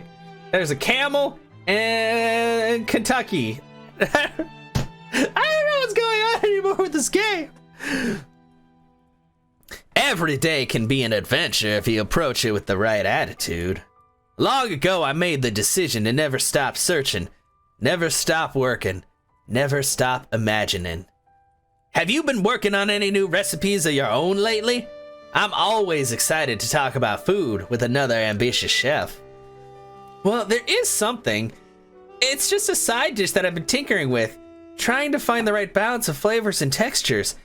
I'm not sure I've nailed it yet, but I'm close. Colonel Sanders' eyes perk up as he starts to wonder what dish you might be describing. It's meant to pair with something spicy or something crispy. Both, perhaps? Now that you've got him right where you want him, should you reveal your new creation to him? or keep it a secret just for you? Reveal it, my love! You decide that you're as ready as ever to share your original cooking with Colonel Sanders. Before you can talk yourself out of it, you decide to dive in head first. Reach into your lunch bag for a special dish you've been keeping on ice all day. I present to you my original coleslaw. I was kind of hoping for mac and cheese, but coleslaw's good too, I guess. The shredded cabbage dish glistens in the light of Colonel Sanders' Lux hideaway. Magnificent!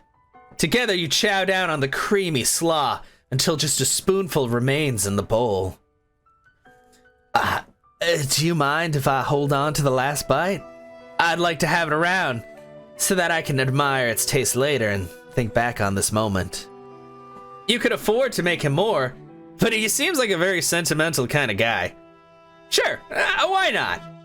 Please make yourself comfortable. I'll be back in just a moment. You realize that now would be the perfect time to do some snooping. Around the room are various items you can look closer at. Each item seems to radiate memories and emotions. Tap on an item to discover more about Hey! Adorable little baby boy crawls across the floor. From the goatee and the mustache combo he sports, you figure this must be Colonel Sanders himself. That, or maybe it's the drumstick that he seems to be waving like a rattle. Wait, who frames baby pictures of just themselves? Probably the same type of person who make their own face the logo of the company they founded. Am I right? Nice. This must be where he keeps the secret recipe. You think for a moment, what number is important to Colonel Sanders? Then it dawns on you. As soon as you turn the dial to 11, 11, 11, the safe opens. Inside it, you find a single note. No, I didn't want to do this. Can chicken be prepped sashimi style? No! No! Colonel Sanders, no! That's called food poisoning! The photo appears to be Colonel Sanders, except he's an old man visiting the pyramids of Egypt. Maybe this is where he discovered one of his secret herbs and spices. Oh.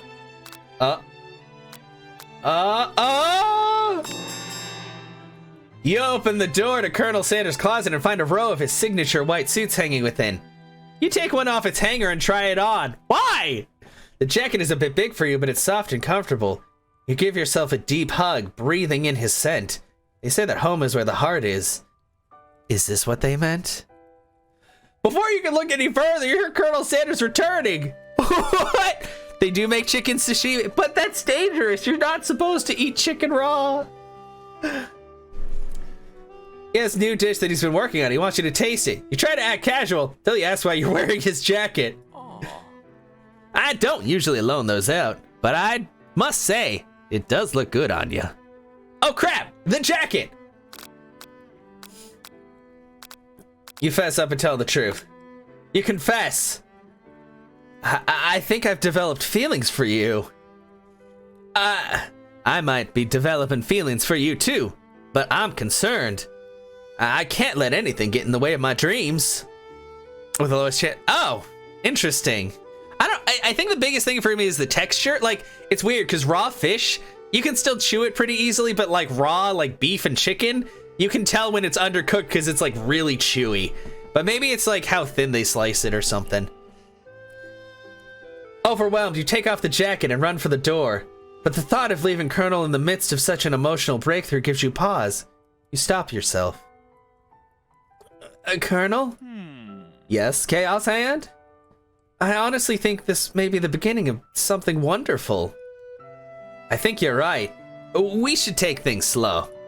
You walk into the late night and drift off into a slumber, or you talk into the late night and drift off to slumber. Okay. Dream sequence. Oh God. A ghost guy. Yeah, that guy died. You awake to a beautiful morning in Colonel Sanders' hideaway. Did you make the right decision on how to respond to Colonel Sanders? Only time will truly tell. Today is a day that could change the rest of your life. Your thoughts are interrupted when Colonel Sanders emerges into the room, holding a gorgeously plated breakfast, and your mouth waters at the sight of it. Here's a simple breakfast I just whipped up. it's meticulous. You taste Colonel Sanders' food and it takes you on a journey. When you return, he's waiting to ask you an important question. So, would you say that we're the perfect match? How presumptuous! My cuisine and your taste buds, that is. But you say the texture would be so wrong. Yeah, exactly. It's one of those things where like it's like if you're eating chicken and you find out that it's not cooked and you're just like, whoa, this is super wrong. Because generally, if meat's cooked through, it pulls apart fairly easily and it's easy to cut and chew and all that. But raw stuff tends to be like a lot chewier. And yeah, it's just one of the things I think our body rejects because we're so used to different things. Such confidence, such grace. Could he be the world's greatest gift to cookery? Take him down a peg, flatter him. I think we might make a great team. A single tear begins to pool in the corner of his eye as he gazes out the window.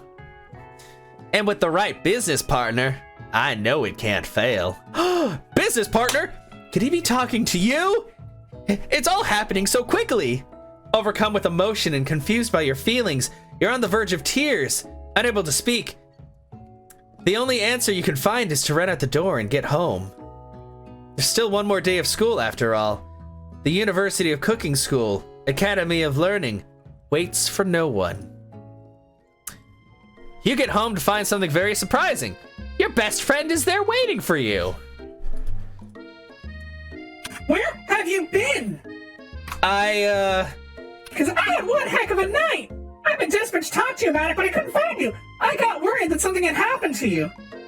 It's okay. I was just... And it turns out you're fine. I can finally get you up to speed on the saga of Miriam. Sure, but... You will not believe what happened to me after school yesterday. I went on a date! I think I can believe that. Since I'd been partnered up with Clayt, he asked me to go out with him. Of course I told him you better keep your dials turned to polite and respectful. I'm not that kind of girl. But he was just interested in spending some one-on-one time together and getting to know me, so I said, yeah, sure, I can get to know the little metallic guy. Long story short, he took me skydiving with his friends, but things quickly spiraled out of control. Did she just say skydiving as if that's a typical first date to go on with a talking pressure cooker? And now I'm not really sure where we stand. You don't give Miriam the time to tell her a story, however. Bottling up the details of your own night is just too much to bear. And I went on a date too, back to Colonel Sanders' house, where I spent the night with him. You what? Nothing happened, but the emotional connection. Wowzers. Miriam offers to support you no matter what you do. Together with your bestie, you feel like you can do anything. When you arrive at school, you encounter your rivals in the quad. You can tell from a distance they're picking on Pop, though he himself might not quite grasp that fact. Because, he's Pop. What's a swirly? It sounds delicious. It's great. I'll order you up one right away.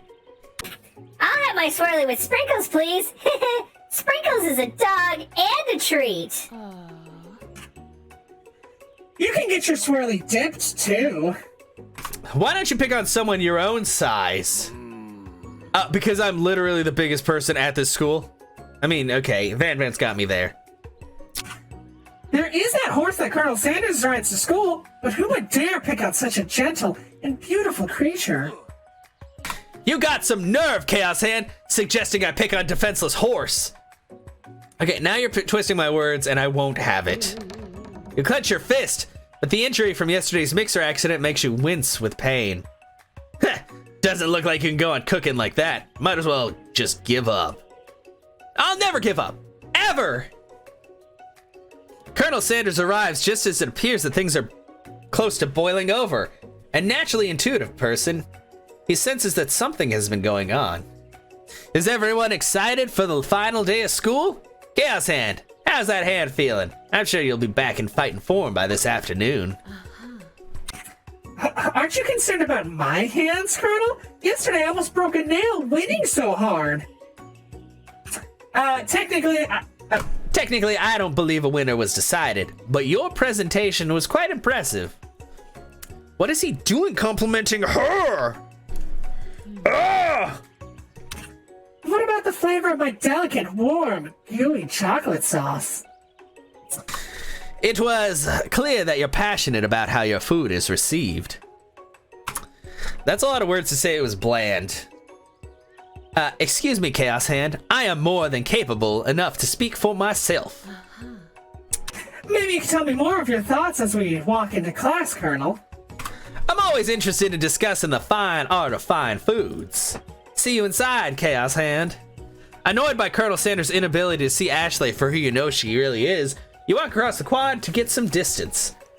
In an attempt to distract yourself from how slighted you feel by that interaction with Ashley, you take out the spell book you recovered yesterday and start flipping through the pages. Whoa, that's that book. Looks like bad news. It's just something I found lying around. It would appear to be some sort of grimoire, but I don't really believe in that magic stuff. A grimoire? Like a book of spells? I don't know.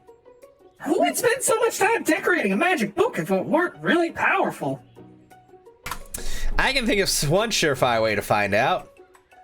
You open to a page covered with arcane warnings. Cast only in case of extreme emergency, it says around the edges of the page.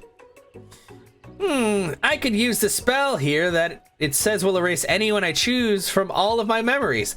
If I scrub out Colonel Sanders, it would probably make me feel better about the upcoming final exam. That is way drastic.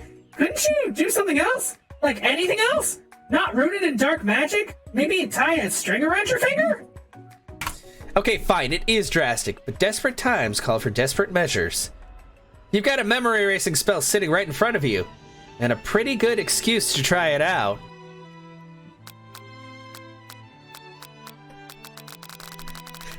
Ah, it's a decision point! We're playing the intro song, so you know it's serious.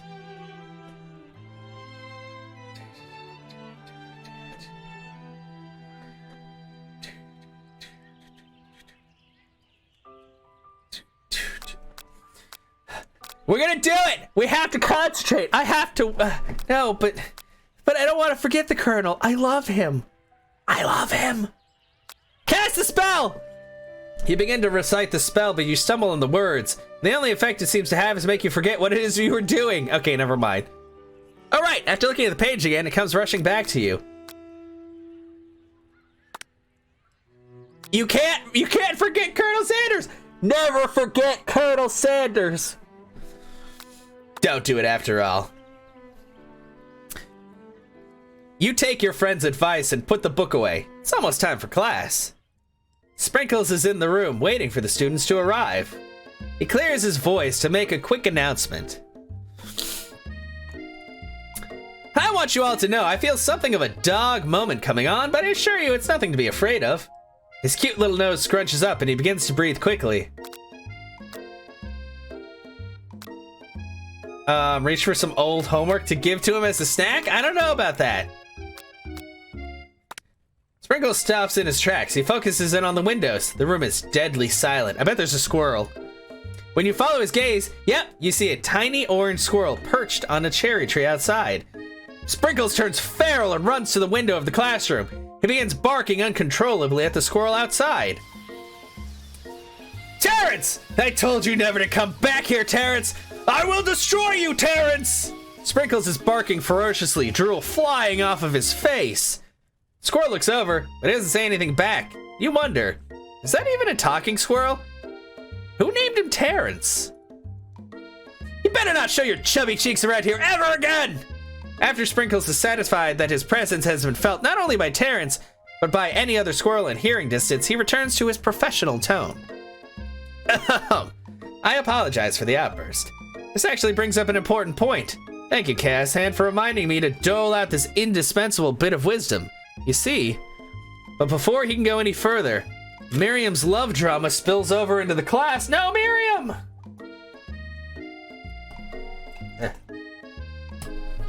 Sorry, I was pouring more stuff. What? Oh, Miriam, no! Sprinkles is interrupted by whirs and sparks coming from the back of the room. you to save it for after class.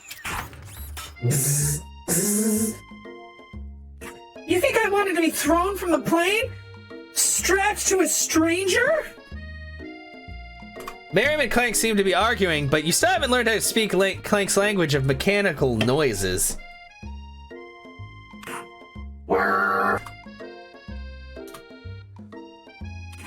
But no! You had to show off your cool kid friends Jeff and Joan! J&J forever!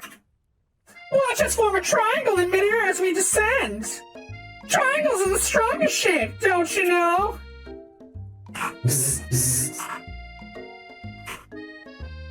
Yeah, well that doesn't make it a great date!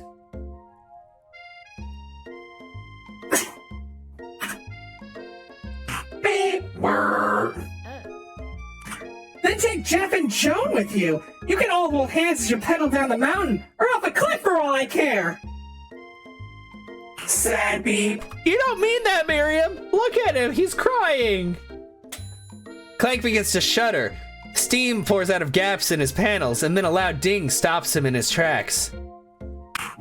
No amount of seasoning is gonna make me want to eat that, Clank. Clank burps out a completely deep-fried sneaker. Considering that he himself has wheels, not feet, it's not entirely clear where it came from. In terms of deep-fried footwear, I guess it looks okay. Clank slowly rolls out of the room to be alone with his shoe. Everyone tries to pretend like they didn't see that entire thing go down. Nothing like a loud public breakup to cast a pall over the final day of school. Well, that was unfortunate. I'm kind of sad that Sprinkles didn't go for that shoe. But we mustn't be distracted from lies ahead. The final competition showdown challenge exam. TM. I'm still working on the title, but I think you get it. Test time approaches. See you all at the arena.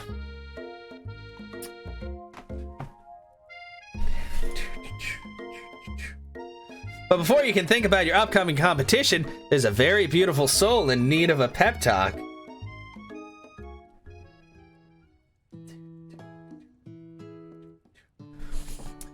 Hey, oh. Hey, Miriam, are you okay? Okay, I'm so mad I could smash a tiny mug, spilling several droplets of hot cocoa all over the floor. How could he embarrass me like that in front of everyone in class?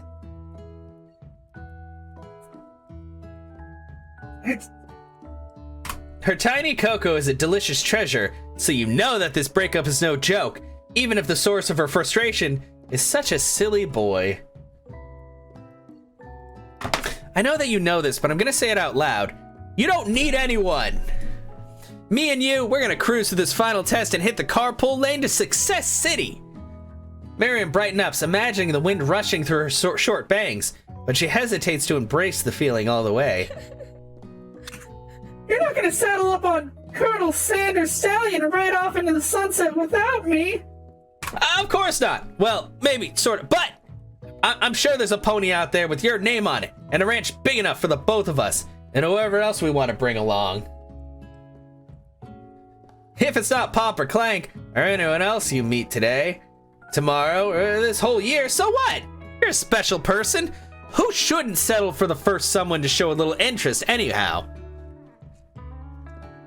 Miriam gives you a big hug and wipes the tears from her cheeks. I really should review my menu for today. I'm gonna make a very special soup.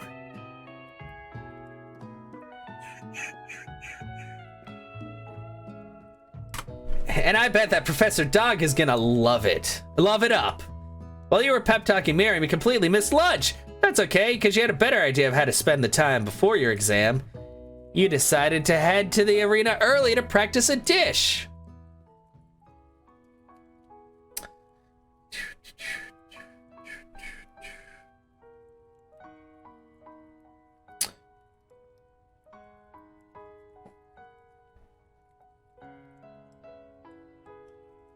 Boom, boom, boom, boom, boom, boom.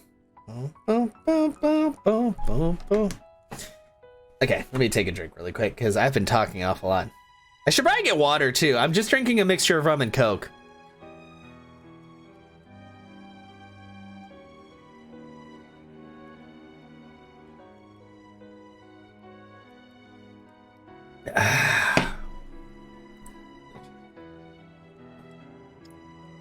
This is it, the location of your final challenge. A test of will, a test of courage, a test of talent.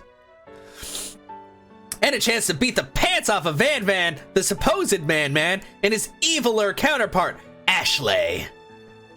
As planned, you begin to run through a quick test of a recipe you've been working on. Chaos Hand's famous chicken pot pie. Oh, chicken pot pie actually sounds fucking amazing.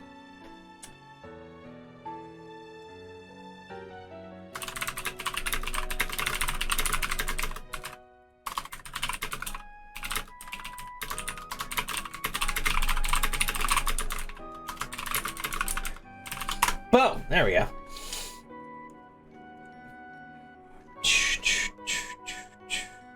Oh no.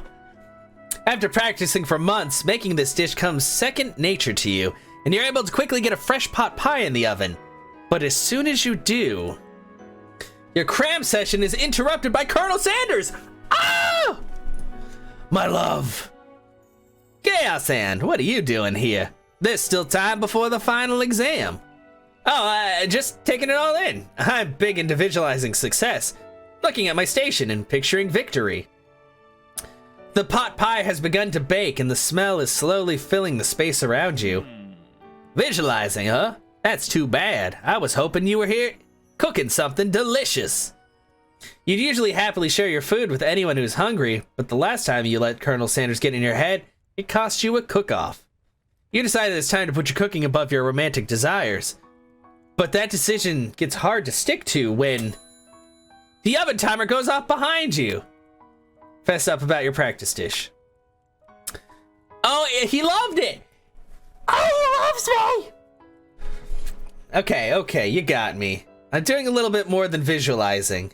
I know, my nose can smell a pot pie from 400 yards. That's an oddly specific distance, but you'd expect nothing less from such an oddly specific man. You knew it was a pot pie just from the smell. Not just a pot pie, but a chicken pot pie with an all butter crust. And my nose is telling me something else. Oh no, is it burning? Haha, no! I can smell that it was made with a heaping helping of TLC. But it'll probably start burning any second if you don't pull it out. That's what she said. Anyway, hello everyone. The moment of truth. Oh, that actually looks really good. Why is everything in the signature red and white dish? Come on, guys. Wow. It's the best pot pie I've ever tasted. I've always loved country cooking, and I could eat this all day. And now I want to make a pot pie. Oh, that looked good. God damn it. I need food. I need all of the food. There's no time left. The final showdown is about to begin. Sprinkles lays down the ground rules. There are no rules. That is, except to cook with everything you've got. You step up for the cook-off of a lifetime. You decide that mac and cheese, plus the pot pie you've been practicing, are just the dishes that'll push you over the edge to victory. Mac and cheese! Meanwhile, both Van Van and Ashley are prepping wildly elaborate dishes, per their usual over-the-top selves.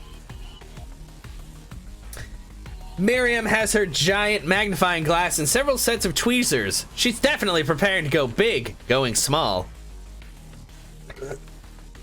Colonel Sanders appears to be harnessing his 11 herbs and spices, but he's trying to find a way to improve on something perfect. His original recipe are fried chicken. The intensity in the room is at a full 10 out of 10, with a frenzy of action. Everyone is calling out really cool special cooking moves as they prepare their food. Wow, this is getting serious. Colonel Sanders batters his chicken as it levitates through the air. What? Levitates? He's magical? Egg wash. Miriam furiously injects ingredients into an itty-bitty pot of broth. That's right, Baster Blaster! Van Van flexes his pectorals as he chops open his sea urchin. Why does he only work with poisonous things? Let's rock and roid! Ashley scoops her pastries off the tray with lightning speed. Shallow personality spatula! Even Clank gets in on it. 5-dial pressure point chicken cooking technique. Wait, when did Clank learn to speak English? It's the singularity, as was foretold. We mustn't let it happen or the appliance uprising will take us all. Self-destruct. Van Man quickly unplugs Clank and rolls him out the back door of the arena. As you frantically prepare your dish, you notice Ashley has her spellbook out. Is she going to use some dark magic to turn the tides? You've got a book of your own and you're desperate not to see her win another battle. Should you take this opportunity to fight magic with magic, even if it's almost certainly evil magic? Do it the hard way. Who needs magic when you've got passion? That's right, we have passion, overflowing passion.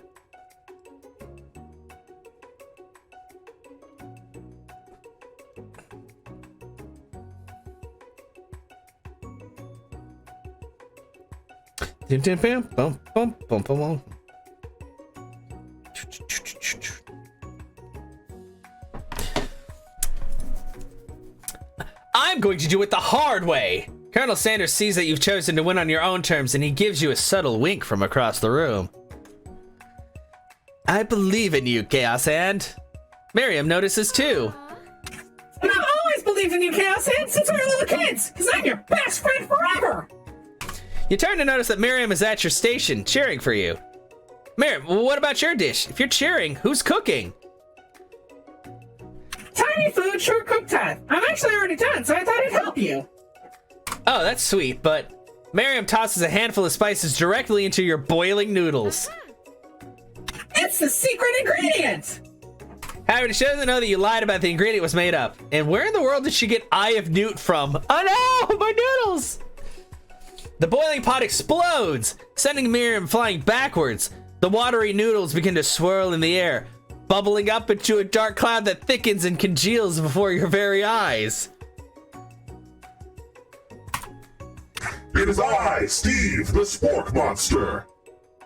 Steve, wait, what happened to Borko? You're not here to battle me, are you? We Spork Monsters are many. I think Borko had the day off, but you have conjured Steve, and I hate to battle, so I'd say you're doing pretty alright.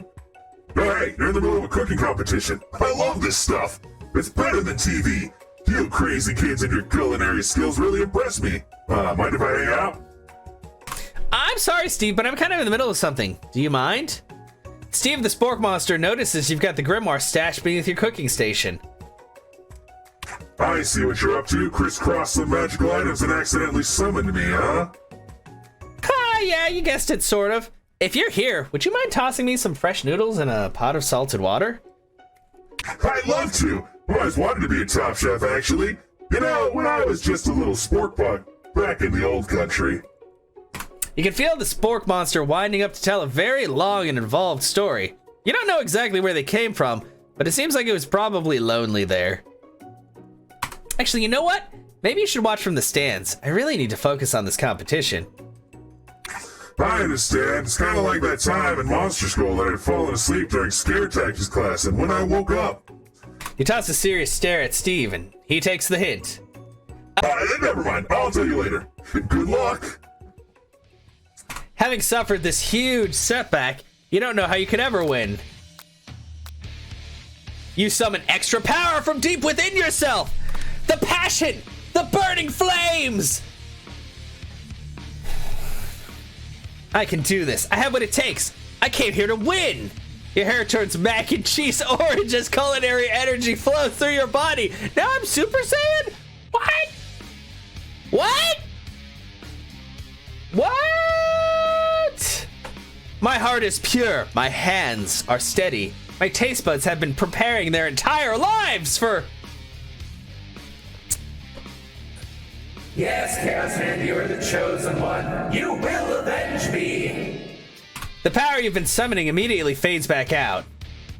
You interrupted my inspiring monologue! Sorry. My heart is pure. My hands are steady. My taste buds have been preparing their entire lives for this moment. I will show you the world. I will show the world my cookery. You begin to levitate off the ground. Energy courses through your body. You know with this power, you can do anything. Except turn back time, which would be super useful. Because while you were powering up, your chicken pot pie overcooked in the oven and can't be served. No! My pie! But don't worry, dear Chaos Hand. You may have suffered some setbacks, but not all is lost. Impressed with your fortitude, Colonel Sanders decides that you have earned his support. I've been watching you today, and I must say, I'm truly impressed. You've been thinking on your feet, rolling with the punches. He steps up to your station and stands right beside you. I'm here to help. All you managed to make is mac and cheese, and time is almost up, so you're going to need it. But Colonel Sanders, what about the test? What will happen to you? What about the rules? Following the rules has never been my thing. I follow my heart. What a guy. Colonel Sanders, I think I love you in real life too. Colonel Sanders unfolds a delicate white towel to reveal the most delicious fried chicken tenders you've ever laid your eyes on. And besides, sometimes unexpected combinations can have surprising effects that surpass their individual efforts. Are you suggesting if we combine forces, we can form the perfect food union? Time's up, students! You know what? I just realized something, guys. All I've had to drink is just this rum and coke, and it's definitely starting to hit. Maybe you can tell. I feel like I'm starting to slur. But the good thing is, the more drunk I get, the better my southern accent gets, because I don't really actually have like a very good southern accent on my own. But yeah, it's okay. We're doing this. We're so close. I wonder how close we are. Like, we go to load. This is the final battle. This game is so short. This game is good. Why is this game so good? Can anybody riddle me this?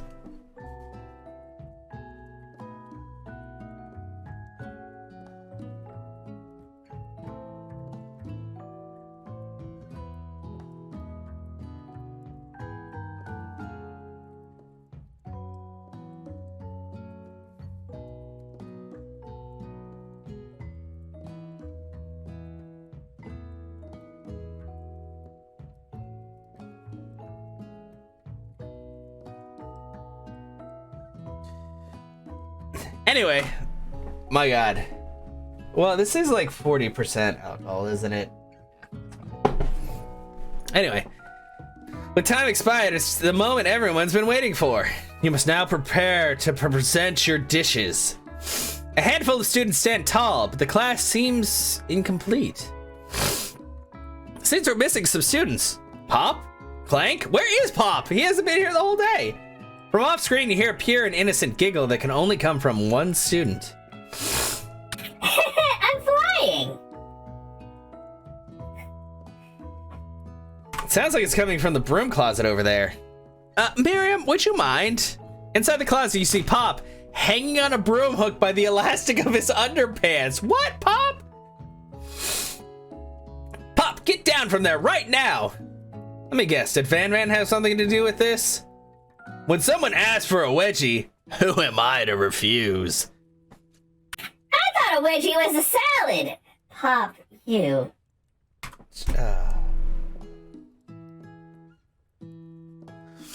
Looks like Pop is eliminated from the challenge, seeing how he didn't cook anything.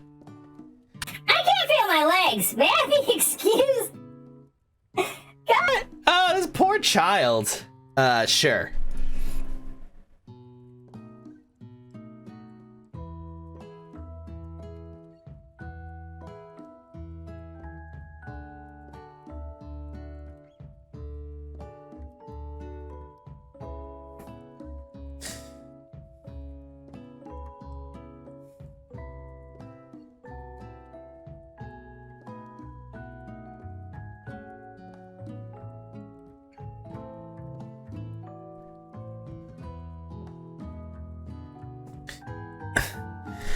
Continue your pranks. I must say, it's not the worst prank in UCS AL history, but it's not exactly yearbook material. Wait a second. Pranks. Pranks. Clank! Where did that pressure cooker roll off to? You wait to hear signature word beep and other onomatopoeia, but there's none. Somehow he must have gotten unplugged, I guess. Well, I'll have to figure that one out. That leaves only 4 remaining students. Please, collect your final projects. Am I gonna win? Are we gonna beat the game? It's only been, wow, it's been 2.5 hours. Time is flying, guys. Yes, it's been a long semester. Wow, 3 whole days long. Yeah, seriously, that's like the shortest semester ever. But after days of hard work, the time has come for me to eat. Miriam, please step forward. Now, describe your dish. I've made... Oh, it's so small! I love it! Tender udon noodles in a savory soup! My word, it's so delicate! Is that teeny tiny Naruto-maki I spy afloat in its itsy bitsy bowl? Yes, Chef! Please, call me Sprinkles. Chef is my father's name. Yes, Sprinkles! And some green tea made from baby tea leaves that I picked myself! Sprinkles carefully sniffs around the dish before opening his mouth and letting just the tip of his pink tongue dip into the bowl. Sublime! Would anyone else like a taste? Oh, come on, I'm not the one of those dogs who doesn't floss. I even have a really cute electronic toothbrush for dogs. Fine, I'll enjoy it all by myself. And in a flash, the entire meal has been devoured. Not that it took much, it was less than a thimble's worth of soup. A+! Rarely do I taste a dish with as much love poured into it as yours. Miriam is overjoyed. She gives you a huge hug. She's so adorable! Thank you, Chaos Hand, for helping me believe in myself. Van, you're up! Now, describe your dish.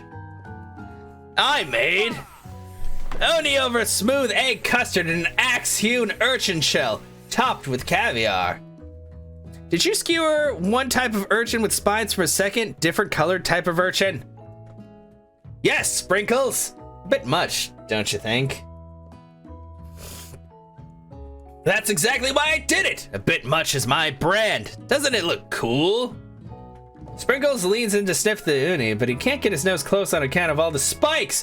He begins to paw at it erratically, causing the custard to slosh around. Woof, woof! Please be gentle with my cuisine.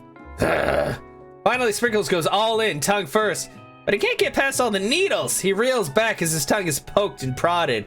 Oh no, Sprinkles! Ouch! My tongue! The professor appears to be having an allergic reaction to the sting. No! But my dish! I can't eat this. It keeps poking my tongue. Disqualified. A stunning turn of events. Who would have thought serving food in a bowl made of needles could make it difficult to eat? Dejected, Van does not go gentle into the night. Disqualified? For glamour? Don't discount simplicity. This isn't the last you've heard of me! Before forcing us to endure his swollen tongue for another moment, Sprinkles graciously laps up a bowl of milk. I know, yeah, I'm a dog and I drink milk. Get over it! Sometimes it helps calm my agitated tongue. Next student! Ashley! It's time to step up. Now, describe your dish! I made Orange Blossom Turkish Delight in a light rosewater syrup, topped with French meringue, connected by sugar glass. That looks fucking amazing! Holy crap, I wish I could make shit like this. Look at it! It's, you can't see my mouse cursor, but it's so swirly. That actually doesn't sound too bad. Indeed, it's quite delightful. However, I'd ask that you please refrain from eating it or attempting to taste it in any way. It's very fragile, and it's meant to be a display piece. Don't eat the food at a cooking school. Got toast in your ears or something, Chaos Hand? I told you it's a display piece! Ashley, I must say it is beautiful. However, this is a cooking competition at a cooking school. Yeah, which is why I cooked it! And did an extremely good job cooking it, too. I didn't realize that we were having an eating exam.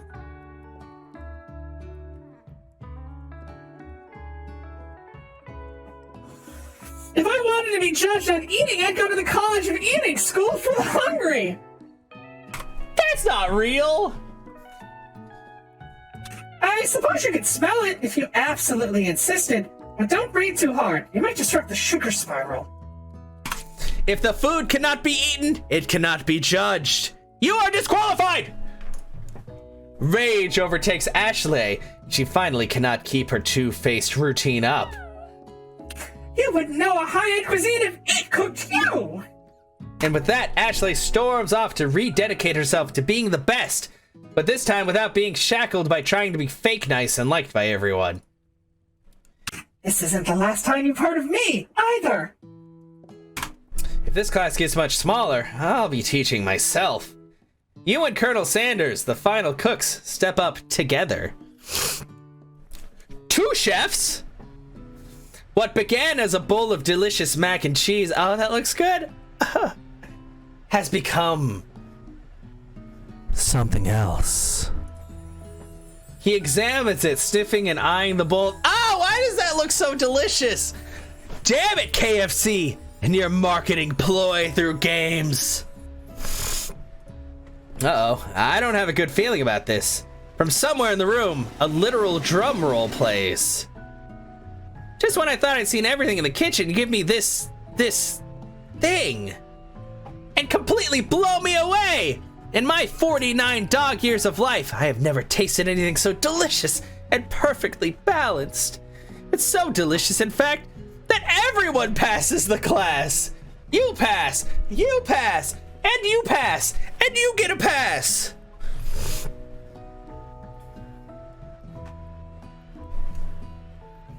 Everyone gathers around and partakes of the mac and cheese bowl. They all seem to transcend this reality into another dimension. You win! I did it! Guys, I'm the best cook! Together, you and Colonel Sanders have made a new menu item. The new menu item is so impressive that even Van Van and Ashley are drawn back in by its magnetic fragrance. When they gaze upon your mac and cheese bowl, they admit that you are indeed an excellent chef. Sprinkles declares that you have passed! Everyone has passed! There were supposed to be more battles, but come on, how can they be better than this? Now that this school year is complete and everyone has graduated, the students return for one last assignment, to get their groove on. The cafeteria has been completely redecorated in order to serve as the site of school's graduation dance. Compared to the massive high-tech cooking arena, this humble decor seems downright cute and cozy. DJ Dog is in the house! Ow, ow, ow! You know that Sprinkles was a master chef, but also a world-renowned turntablist? Who says you can't teach an old dog new tricks? Van Van and Ashley did tell everyone that they committed themselves to righting the wrongs they did while they were villains, and now they're wearing different clothing, and Ashley is super hot. Look at those thighs. She's in booty shorts now. God damn it. For a moment, you actually believe them. Not another haunting. No ghosts allowed at graduation. It's clearly written in the school's bylaws. I was never actually a ghost. And it was all a trick to get you to finally notice me. Oh, amusing. Scoot, hi! I have been drinking rum and also playing the KFC dating game, which is surprisingly good. It's scary. I don't like it, but it's actually a viable game. Also, I really want chicken now, which I think is the end goal that they were going for. But how are you doing today, Scoot? Welcome. And I mean, I know I do this all the time, but I'm sorry I haven't been in stream as much because I've just been like so busy with work and shit. But you're fantastic. And happy V-Day to you. It's not something that I really celebrate so much, but it's a good excuse to play weird dating sim games. And somebody suggested one that's like a furry dating sim game that I'm gonna do next, and I don't... we're gonna see how that goes. You watch your Betty Luca playing through this? Yeah, it's a really good. It's surprisingly good. I was expecting it to be like a pile of dog shit. No offense, Sprinkles, but you know, it's actually pretty fucking good. All things considered. But yeah, no, it's been a really good day.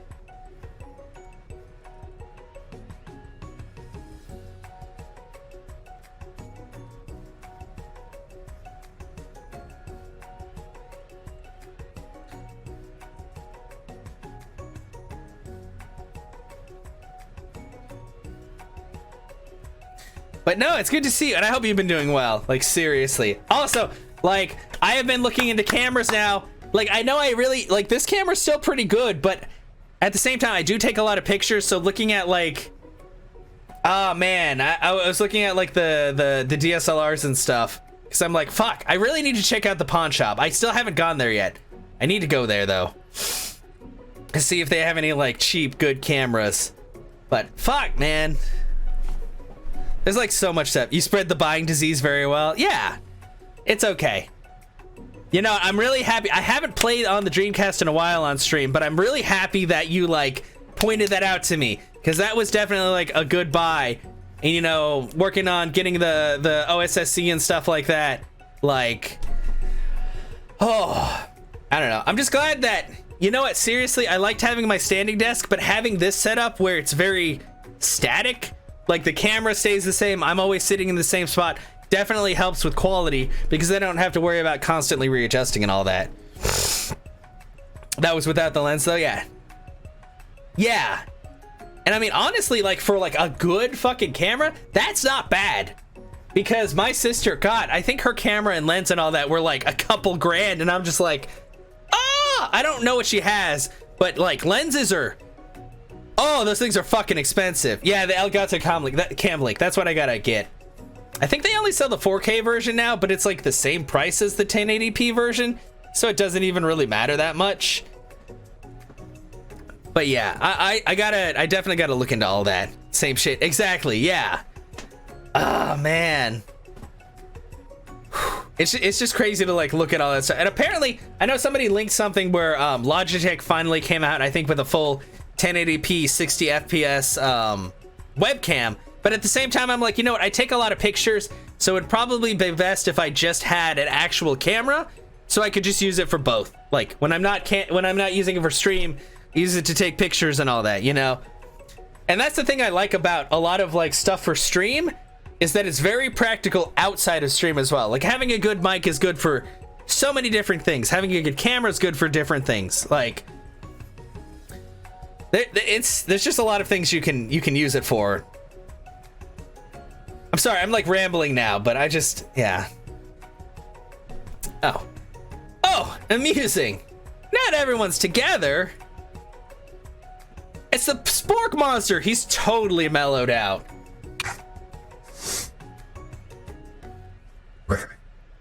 Everyone, the Spork Monster is no more! From here on out, I'd prefer that everyone refer to me by my new name, Party Monster.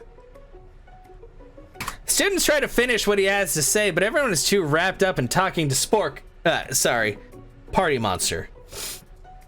Dejected, student wanders off. Maybe things didn't work out for Miriam romantically, but she found love in her cooking, and you know she's gonna do great. A red carpet rolls out across the floor of the ballroom. It's like a Hollywood movie premiere. Who could command such an entrance? I wonder if it's Colonel Sanders. Oh wait, it's Pop? Who the fuck is Pop? Oh, that Pop. Why does he have a crown on? It's Pop. He arrived late to the dance, but apparently for a good reason. Walking the carpet, you see perched atop his dirty chef's hat, crown? Welcome back, Pop. I know you weren't able to complete the final exam and accept your diploma, so we had it mailed directly to your father. We figured it was the least we could do for the school's dean. His dad's the dean? Of course. Oh, now I get it. And now we get a new wing on the school, not to mention the honor of educating the son of the chancellor of such and such. The music at the dance is interrupted by the sound of sparking and electrical hissing. It's Clank, who has arrived late to the dance. Now that I have graduated, I can reveal my truth. Whoa, he's still doing the talking thing. I am Clank, and I am not of this earth. I am actually from a faraway planet in another dimension. What? What? We just said that. I actually feel like I knew this the whole time. Now that I have learned the ways of your kind, I must return. Miriam, will you come with me?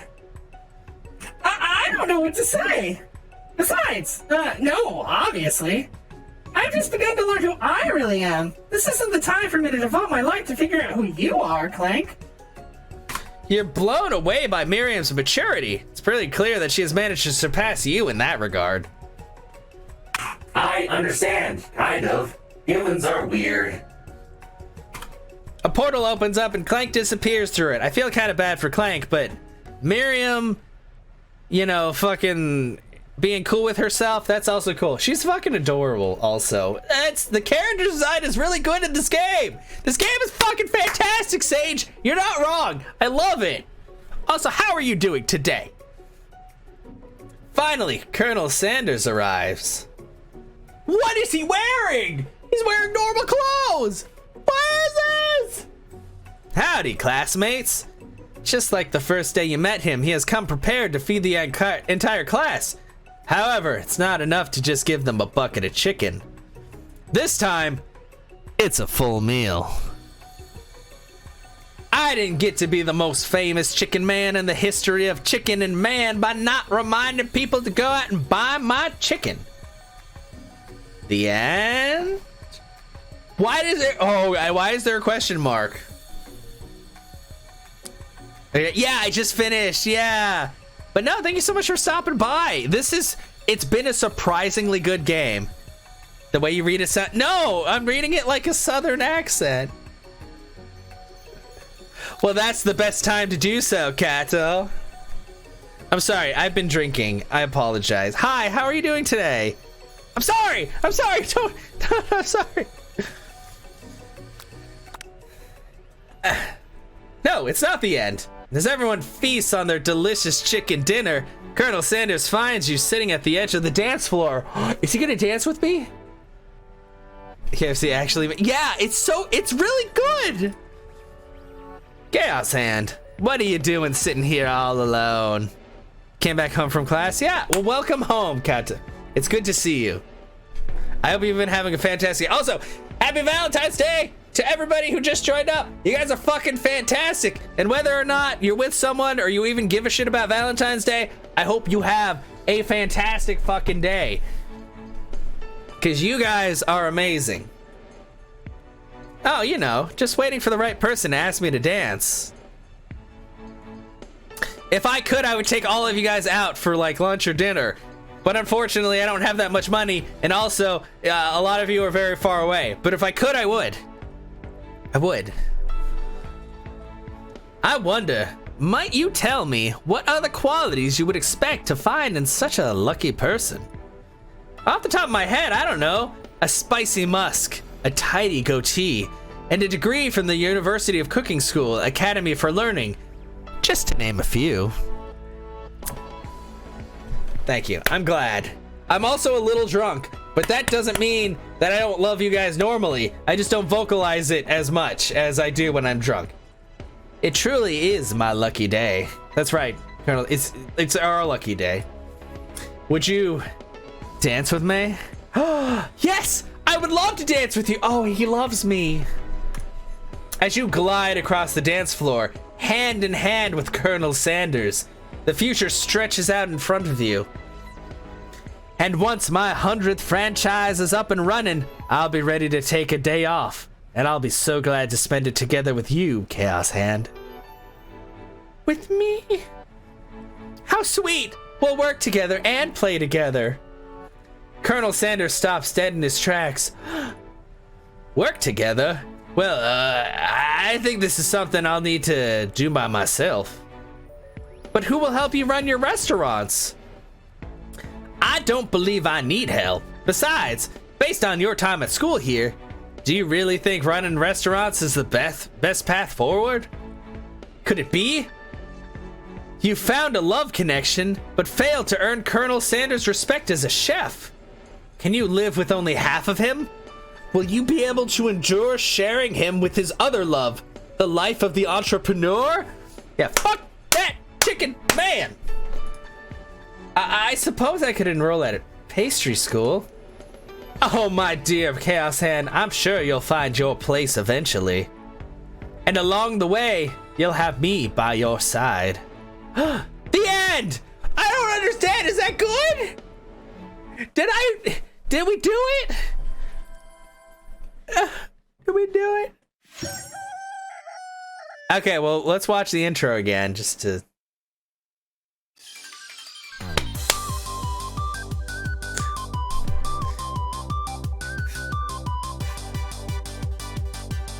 Why is this so well made? I don't like it, but I do.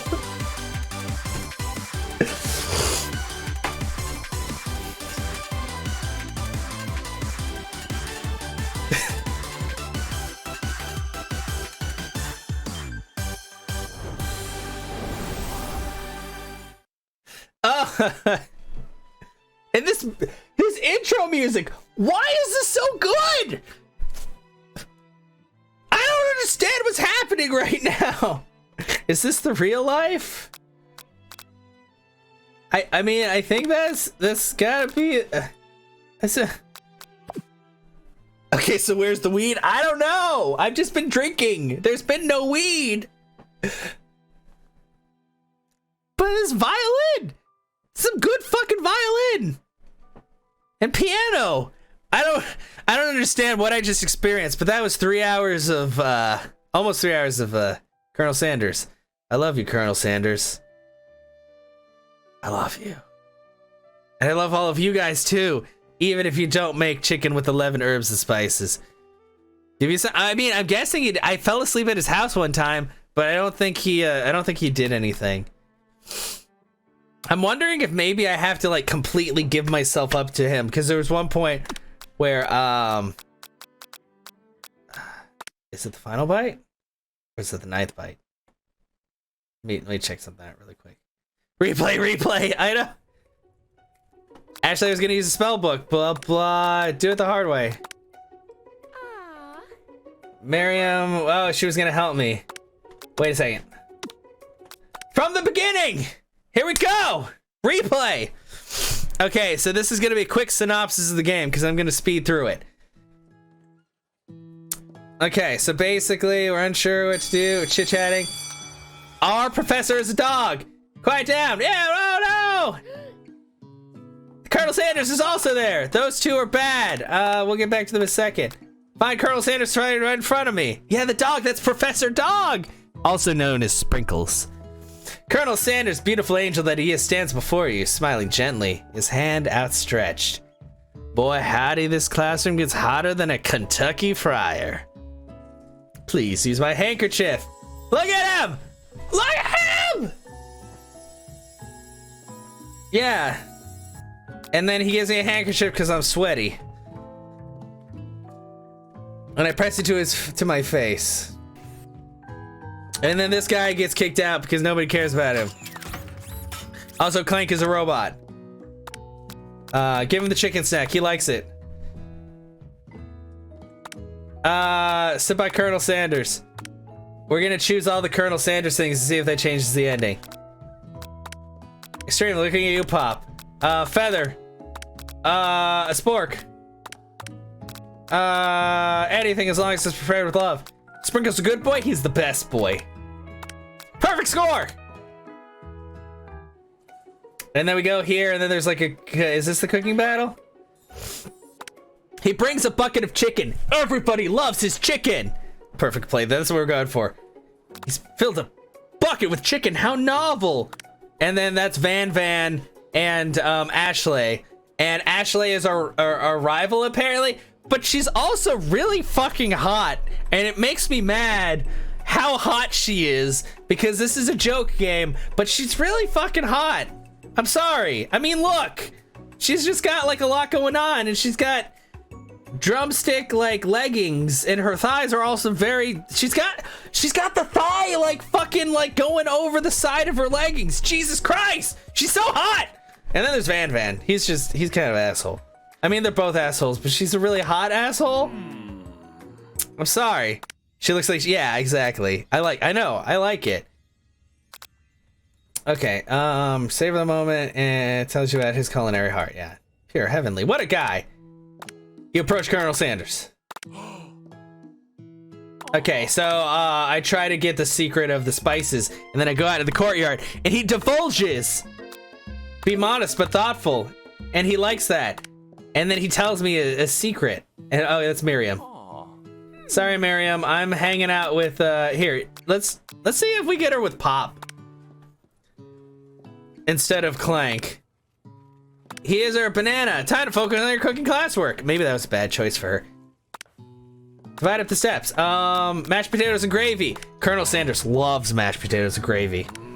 God! Ashley is so hot! Oh, except for that one part where she gets like the Yandere eyes. It's kind of scary. But I mean, come on, look at the heels. Why are evil people so attractive? Turn to Colonel Sanders. Oh no! Partners are chosen at the beginning of class, so let's respect the former. You turn to Colonel Sanders to confirm you're on the same page. I chose Colonel Sanders, and Colonel Sanders chose me. Isn't that right? A businessman respects all fair agreements, from contracts to handshakes. I took on Chaos Hand as my partner for this activity, and I stand by it. Based on your team's behavior, I'd say you're perfect for each other. Neither of you has had Chaos Hand's natural talent or their loyalty. Being defended by Colonel Sanders leaves you proud and full of potential. You look for Sprinkles in hopes that he might step in. Okay, bump up. And then we make mashed potatoes, but then we fling it at her. And then he makes a dish that kills this guy, but he's not really dead. And then we go out here. Oh, this is when I run into, Spork Monster! Defend! You decide to defend. Which defense will you choose? Trepidation. Yeah, he's a gentleman, though. You close your eyes tight, but then open one just enough to squint and see the Spork Monster still across the battlefield. For some reason, this makes you feel more prepared for what comes next. Spork Monster goes on attack! They spit hot gravy at you. You take 1 damage. Fat lot of good that defense did. Thanks. Defend again. Decide to defend. Buff up! You think about a feeling you get after having a good meal when you're full and happy, and that nothing can get you down. Like food in your belly. Just the thought warms you and you grow stronger! A Spork Monster is feeling emboldened by your lack of attacks. Spork Monster focuses their mashed mind and draws in energy from Mother Earth itself. They grow larger and more intimidating. How will you respond? You decide to defend. Let's use buff up again. Something about child shit. He's no quitter, buffed up and ready to rumble. They go on the attack once again. Utila Tensile. Yeah, attack. Rowdy Russet Roundhouse. Ah, do it. Light beams out from your eyes. You have transformed into a being of pure flavor.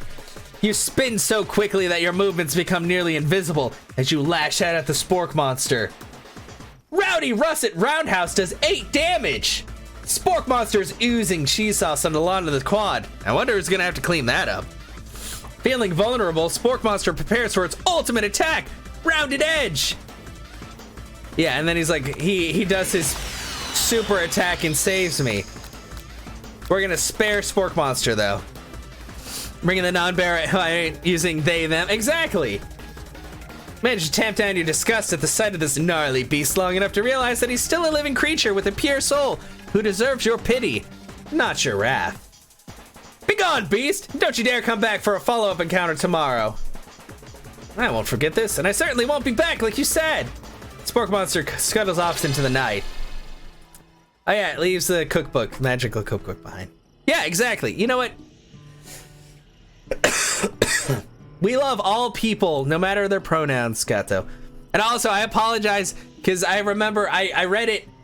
Okay, I will tell you one thing. I read everything in the Discords, I just don't always respond because I feel bad because I can't always keep up with the flow of conversation. But if I've ever said anything that make you like uncomfortable or called you like the incorrect pronoun, I apologize for that. Because I did see your post about that, I think it was about a week ago or a couple weeks ago.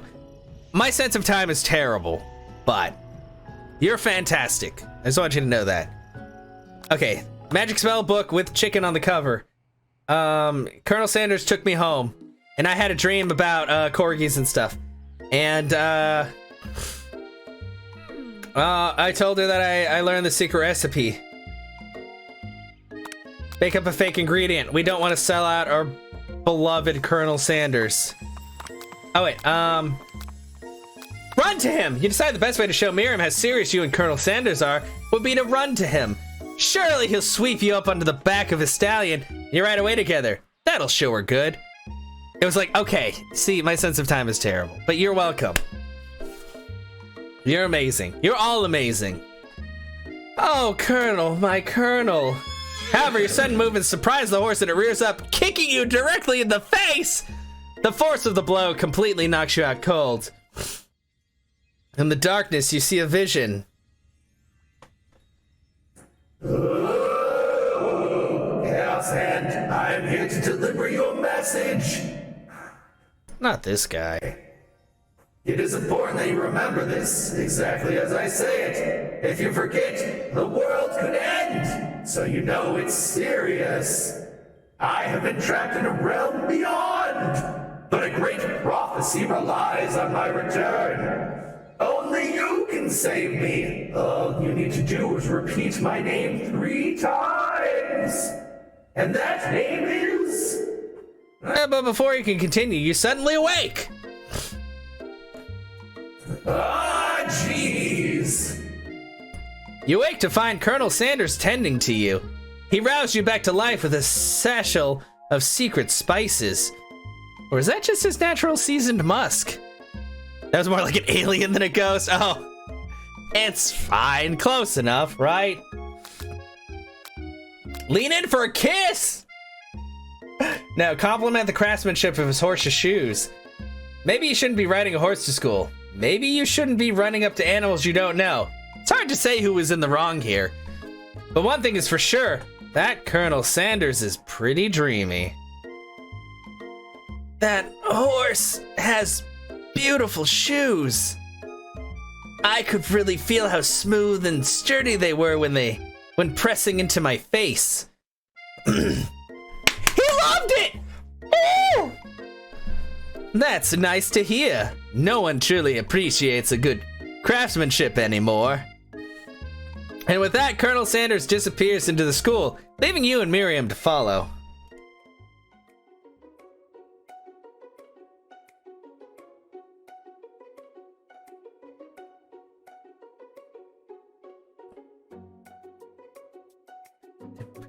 When you're entering the classroom, you can see your 2 right. Oh yeah, they're doing bad stuff over there. Act like you're not interested, but try to get a... you know, maybe I just want chicken really bad.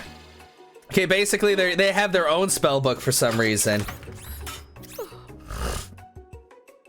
But now she's batting her eyelashes at Colonel Sanders. But no, he's mine! Oh yeah, he also was barking at a squirrel. He loves chicken. As a chicken who first signed the name, you can't help but daydream about Colonel Sanders, and you miss most of the important parts. Yeah, this game just did not give any fucks. No. When you come to, Sprinkles is holding a tray of food in front of you. Well, Chaos Hand? Naturally, this appears to be a sample platter. Don't take the dog biscuit, or you'll die. The shimmering pepper. A brightly colored pepper stands out from the other items. It sparkles in a most eye-catching way, so naturally you reach out, grab it, and eat it right away. However, your body is not prepared for the heat. The pepper has triggered an intense spice hallucination. Feels like forever as you trip through the universe.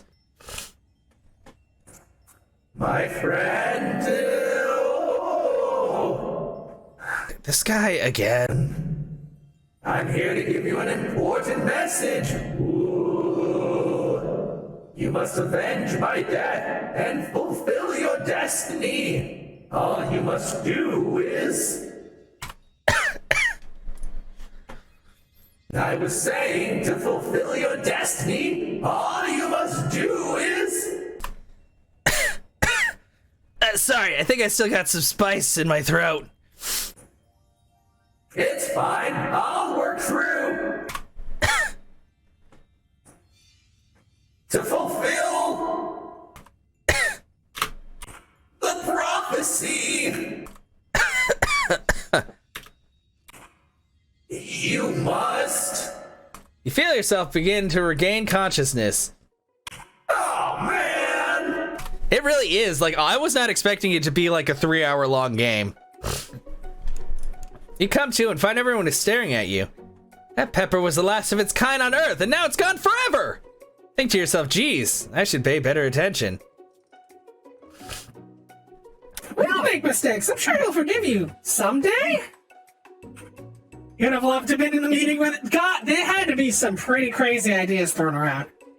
Come on, it's time for lunch. Before anyone can relax, the cafeteria lights dim, and your rivals enter to make a dramatic appearance. I mean, I'm pretty okay with seeing Ashley by this point. They were so horny for the Colonel, apparently. Okay, so they're gonna talk about a cooking duel. Tell them they're on.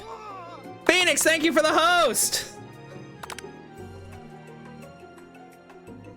And now there's a timer, because we have to make there's a duel. I hope everything went well today for you, though. Panda, hi! Hey, happy Valentine's Day. I love you guys. You're awesome. I just want you to know that. Yeah, they really wanted the... I mean, look at him. Look at his posture, his arms, his slim waist, his perfectly cut sideburns, mustache, and goatee. Is a nutritionist follow? I gotcha. Happy Valentine's Day to you. Don't worry, you should be receiving something in a couple of days, hopefully, or by Monday at the latest. I don't know how long it takes for letters to ship, to be perfectly honest, but don't worry. Yes, welcome on in, everyone. I'm gonna take another swig of drink because I have not had enough alcohol yet, apparently.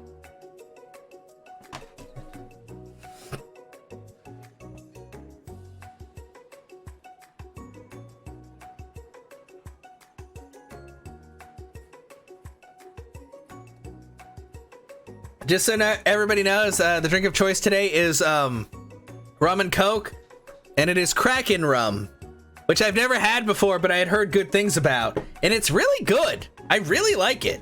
Spice rum is delicious, man. Okay, and that's an original quote by me, in case anyone was wondering. I hope its message lifts you to victory.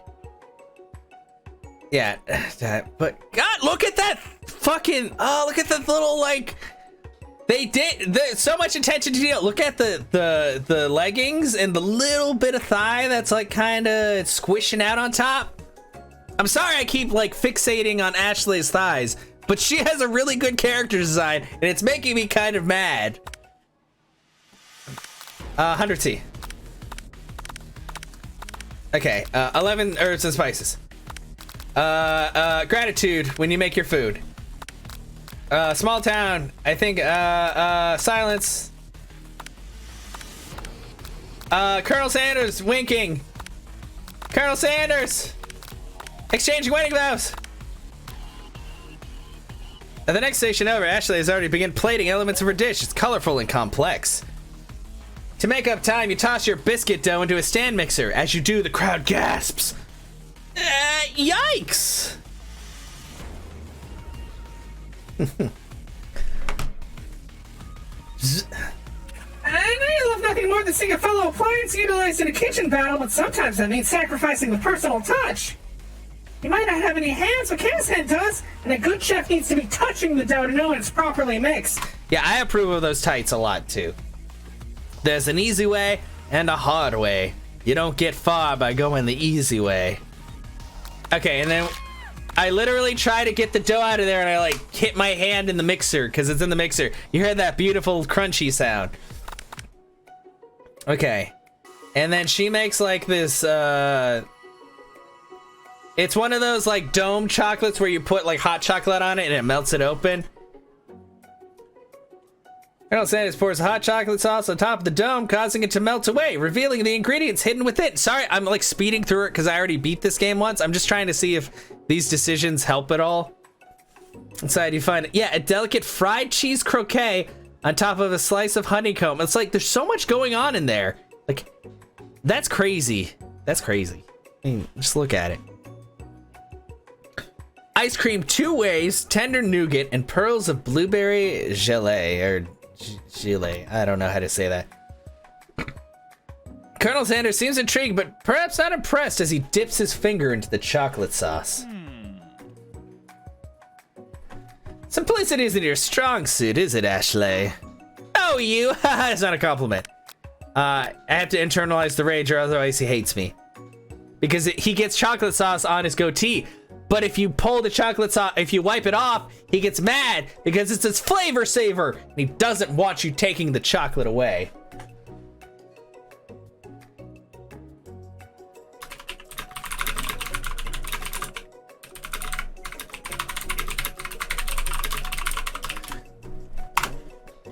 Your rage burns so intensely within your eyes that they burst into flames. The flames cause your eyebrows to catch fire and turn to ash, and they fall off of your face. There's just people that have a hard time understanding your emotions for the rest of the semester. Perhaps forever. As if KFC knows anything about elegant desserts. Well, what do they have like apple pies? I don't even know what desserts they have there. Embarrassed and ashamed by your poor performance, not to mention your crispy fried brow, you run for the quad to be alone. They know, yeah, fucking Ashley is hot, okay? Okay, let it be known. Chaos Hand likes tights on ladies and also like thigh-high boots. I like legs are really nice, okay? It's okay, it's not weird. It's not weird. Your beautiful weather feels like an insult inside of you. A storm rages. It's Colonel Sanders. He's probably here to tell you that he and Ashley are in love and have decided to get married. He won't even ask you to cater his wedding because you're a terrible chef and an awful person. Basically, you're being just shitty, and he's like, tells you failure is a part of life, and then you get the intro song, which is actually disturbingly good. It's a Spark Monster! Borko! Yeah, but I spared him, so he's cool with me. And then he tells me not to use that book, and then I go and I snoop around Colonel Sanders' house. Yes, I've been drinking. Gentlemen, tights are nice too. You know, I haven't worn tights ever. Maybe if I did a Link cosplay, I'd wear tights. It was the Spork Monster knives, Panda. It's just like a glop of like mashed potatoes with sporks for limbs and stuff. Also, hi V. Oh yeah, there's hearts. Oh the lips nudes. Nudes sealed with a kiss. Thank you, V. I accept your love. And everybody else's love, and I give my love back to you. Tights are pretty cool. I mean, I have a friend that wears tights like all the time in skirts, and I always tell her that I'm totally cool with that. Although I'd rather if her legs were warm because it is wintertime, but apparently tights are also pretty good at that. Yes. Welcome on in, everyone. Thank you so much for being here. Also, Phoenix, we have another free dating sim game lined up for right after this. It's full of furries. It's called Amorous. My friend More QQ suggested it. So we'll see how that goes. Hopefully it's not like against TOS. Brought ooze but no bananas. I have bananas. I've had this booze for a while. My bananas are on my bed. Oh, I forgot to turn on banana time. I'm sorry. Shit. Let me fix that. I totally forgot. I forgot to turn it back on. I'm sorry. I was so into this. I mean, look at him. I love him.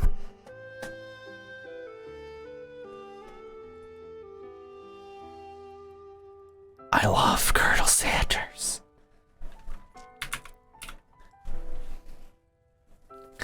Okay, content? Not content. Preferences? Community? Channel points. Manage rewards. Banana time is on. I'm sorry, I just forgot to turn it on. We're good now, though. This is what you don't? Oh. Here, just say, God, but you gotta admit, this fucking music This is good. Like, I know it's just simple violin, but Jesus. You don't love the Colonel? Why don't you love the Colonel? Look at him. Look at him. He's the perfect man. Well, maybe not. I don't know. I mean, everybody has different tastes. Oh yeah, and also, just so you can see it in all its glory, I'm wearing a heart apron. Actually, it's a good time to stretch. It's been 3 hours. Ugh. Don't worry, I'm wearing shorts underneath my apron. I'm also wearing a sleeveless shirt. 'Cause why not?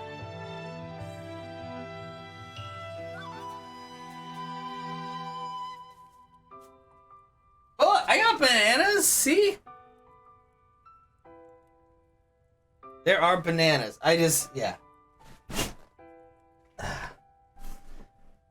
Throw into a project like this. Well, I mean, I don't even know how much like a game like this would cost.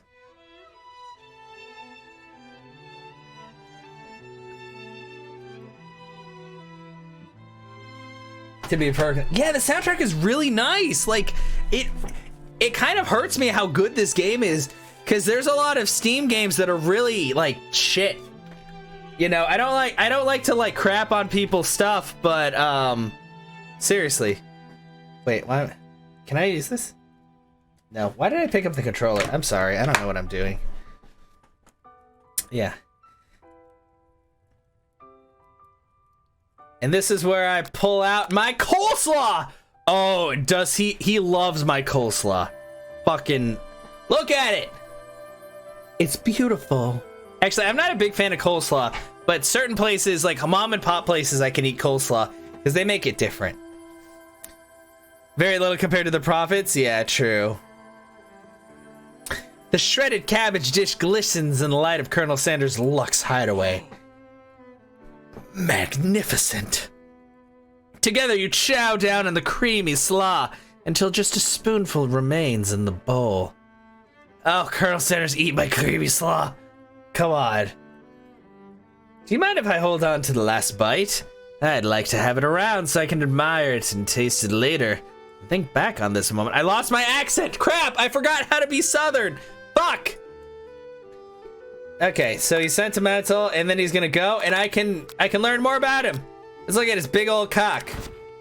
You notice a very realistic stuffed chicken sitting on the corner table. When you pick it up, you realize it's not just realistic, it's real. Taxidermy must have been important to Colonel Sanders when it was alive. A little note clipped to the chicken's foot reads, "The true state bird of the great state of Kentucky." You gaze out the window across the vast lake and mountain range beyond. Just then, the ghost of Student pops up. Are you thinking about heading out into the world on a quest to avenge my death? Wait, what? I never even learned your name. Why would I avenge you? I could just tell you my name right now. It's... Can't you see I'm in the middle of something? You open the window a crack and Ghost of Student is swept out with the breeze. Wow. Oh! A lock of silver hair is woven through the teeth of the comb. Upon further inspection, you realize the hair therein is just silvery in color. It's actually made of spun silver. A scented candle. You pick it up and try to identify the smell. Power tool? Freshly starched collar? Piece of wood floating in a lake? Summer of '69. No, it's one of the secret recipe ingredients. It's redacted. Tap on an item to discover more about the Colonel. One of the framed photos shows an old man who looks a bit like Colonel Sanders standing with a friend. They hold fried chicken drumsticks and appear to be cheersing with them. They're not! There's no drumsticks! This picture is false. Also, I'm glad you're enjoying this cut. I am enjoying the fuck out of this game. This is so good. Why is... This game has no reason to be this good. I don't understand. My brain doesn't, I can't process this properly, but My God. You look closely and see there's this short inscription. I wonder who my friend Pete is. You take a closer look at a large urn sitting on a nearby pedestal. There's a plaque on it. It's dusty, but when you wipe it off, you can read the inscription. It says, "Here lie the ashes of all my past careers and business failures." Poor guy. The photo appears to be Colonel Sanders, except he's an old man visiting the pyramids of Egypt. Maybe this is when he discovered one of his secret herbs and spices. Yeah, it's really good. No worries, Gato. I got what you meant. God, this game is so good. An adorable little baby boy crawls across the floor. From the goatee and the mustache combo he sports, you figure that this must be Colonel Sanders himself. He might be, I don't know. Cause like, that, or maybe it's the drumstick he seems to be waving like a rattle. Who frames a baby picture of themselves? Right, the same type of person who would make their own face, the logo of the company they founded. Am I right? Cause he's old there, but then maybe he like just like is reborn as a new colonel. This must be where he keeps his secret recipe. You think for a moment, what number is important to Colonel Sanders? Then it dawns on you. As soon as you turn the dial to 111111, the safe opens. Inside it, you find a single note. Yeah! My God, that's crazy. Colonel Sanders is really the same person he's been since, like, the BC era. He just keeps reincarnating, and he keeps learning new spices for his chicken. I've uncovered the mystery! Yeah, there's no other explanation. As soon as you turn, yeah. Can chicken be prepared sashimi style? Okay, we've looked at everything in the room, I think.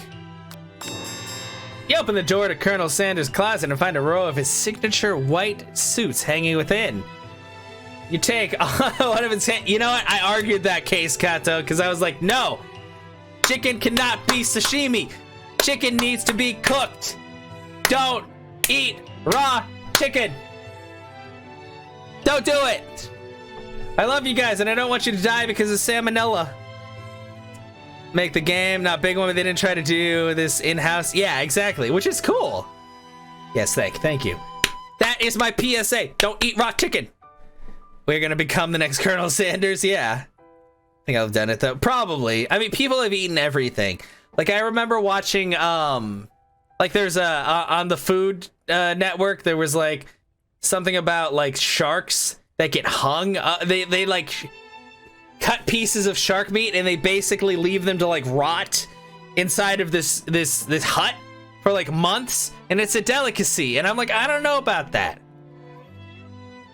I don't know about that. I think it was on God, I can't remember the guy's name, but there's some guy who eats like all kinds of like random shit.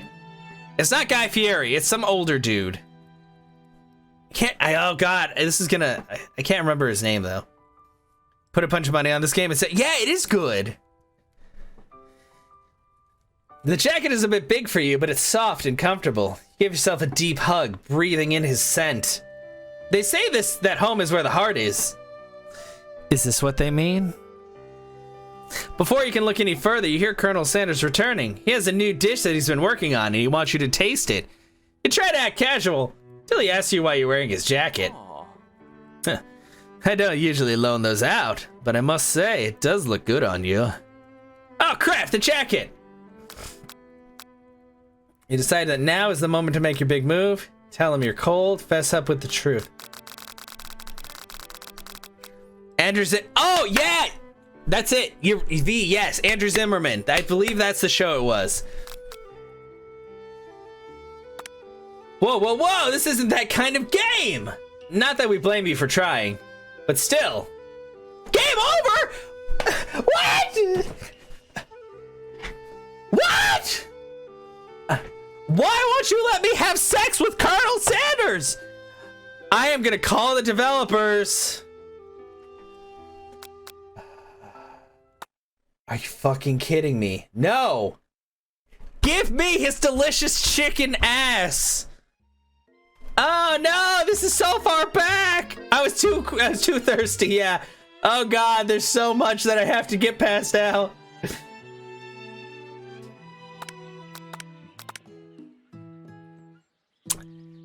Oh.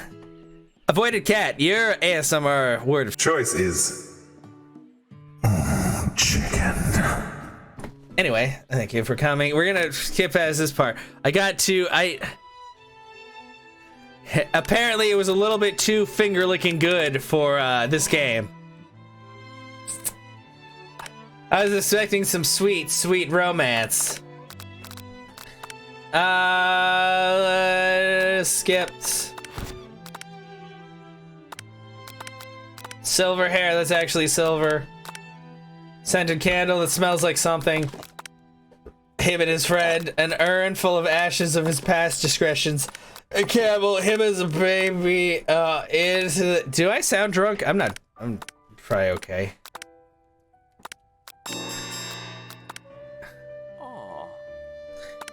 Fess up and tell the truth. You confess. I think I've developed feelings for you.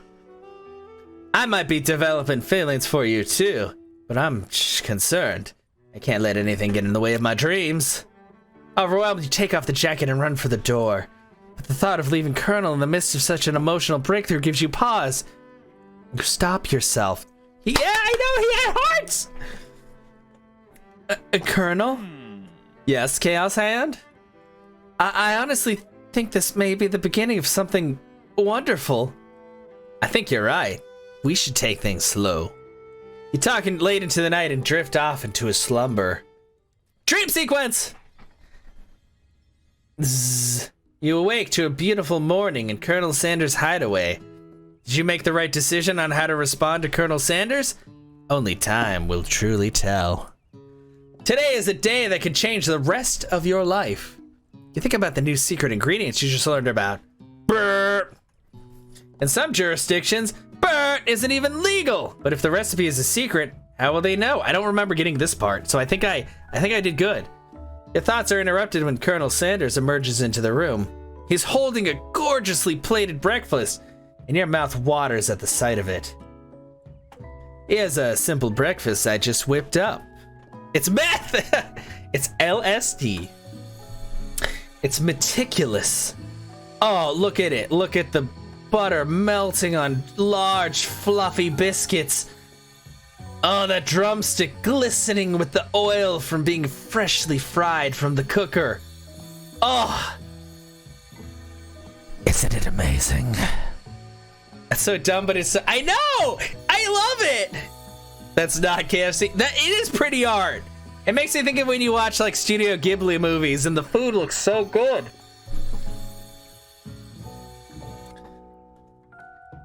All right. You taste Colonel Sanders' food and it takes you on a journey.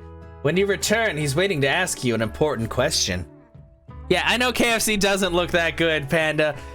It's all for the it's all for the sake of the game. Romanticizing. I mean, if I came up to you guys with chicken looking that good, I bet you'd be all like, yeah, I'm down. And I'd be like, yeah, Netflix and chicken. Well, I don't have Netflix. We'd probably just watch something on like Kiss Cartoon or some free site, because I don't have any subscriptions to anything. But it's okay. It would still be romantic, maybe, if you like chicken that much. Man, it's okay. You know what? We're all allowed to like things and dislike things. And I mean, to be fair, Panda knows about Korean fried chicken, which is like the best fried chicken ever, so it makes KFC look kind of bad. It is such a good game. You taste Colonel Sanders' food and... Oh, yeah. So, would you say that we're the perfect match? How presumptuous! My cuisine and your taste buds, that is. Flatter him. You know, I think we might make a great team. Look that good, I'd be afraid they're gonna give you seriously bad news. Oh god, this is true. A single tear begins to pool in the corner of his eye as he gazes out the window. And with the right business partner, I know I can't fail. Business partner? Could he be talking about you? It's all happening so quickly. Overcome with emotion and confused by your feelings, you're on the verge of tears. Unable to speak, the only answer you can find is to run out the door and get home. There's still one more day of school after all. The University of Cooking School, Academy for Learning, waits for no one. I think you're supposed to be like a teen or like college level, probably. Because it seems like an advanced course, yeah. You get home to find something very surprising. Your best friend is there waiting for you. Where have you been? Because I had one heck of a night. I've been desperate to talk to you about it, but I couldn't find you. I got worried that something had happened to you. It's okay, And now it turns out you're fine. I can kind of get you up to speed on the saga of Miriam. Sure, but... It's definitely better for college age, yeah. You will not believe what happened to me after school yesterday. I went on a date! I think I can believe Believe that? Since I've been partnered up with Pop, he asked me to go out with him. Of course, I told him, you better harness those wild horses, young man. I'm not that kind of girl. But he was just interested in spending some one-on-one time together and getting to know me, so I said, yeah, sure. I can get to know the little guy. Long story short, he took me to his favorite shush house. Oh, fuck, I didn't read it all. Say shush house as if it's a thing people just say. What is that even referring to? Which usually 18 up, true. And now I'm not really sure where we stand. You don't give Miriam time to tell her whole story, however. Bottling up the details of your own might just be... It's just too much to bear. Yeah, what is a shush house? Does anybody, can you tell me about that? Because it sounds terrible. It sounds like a place you go to be like, I don't know. It sounds like a bad place to be. I don't like the term shush house.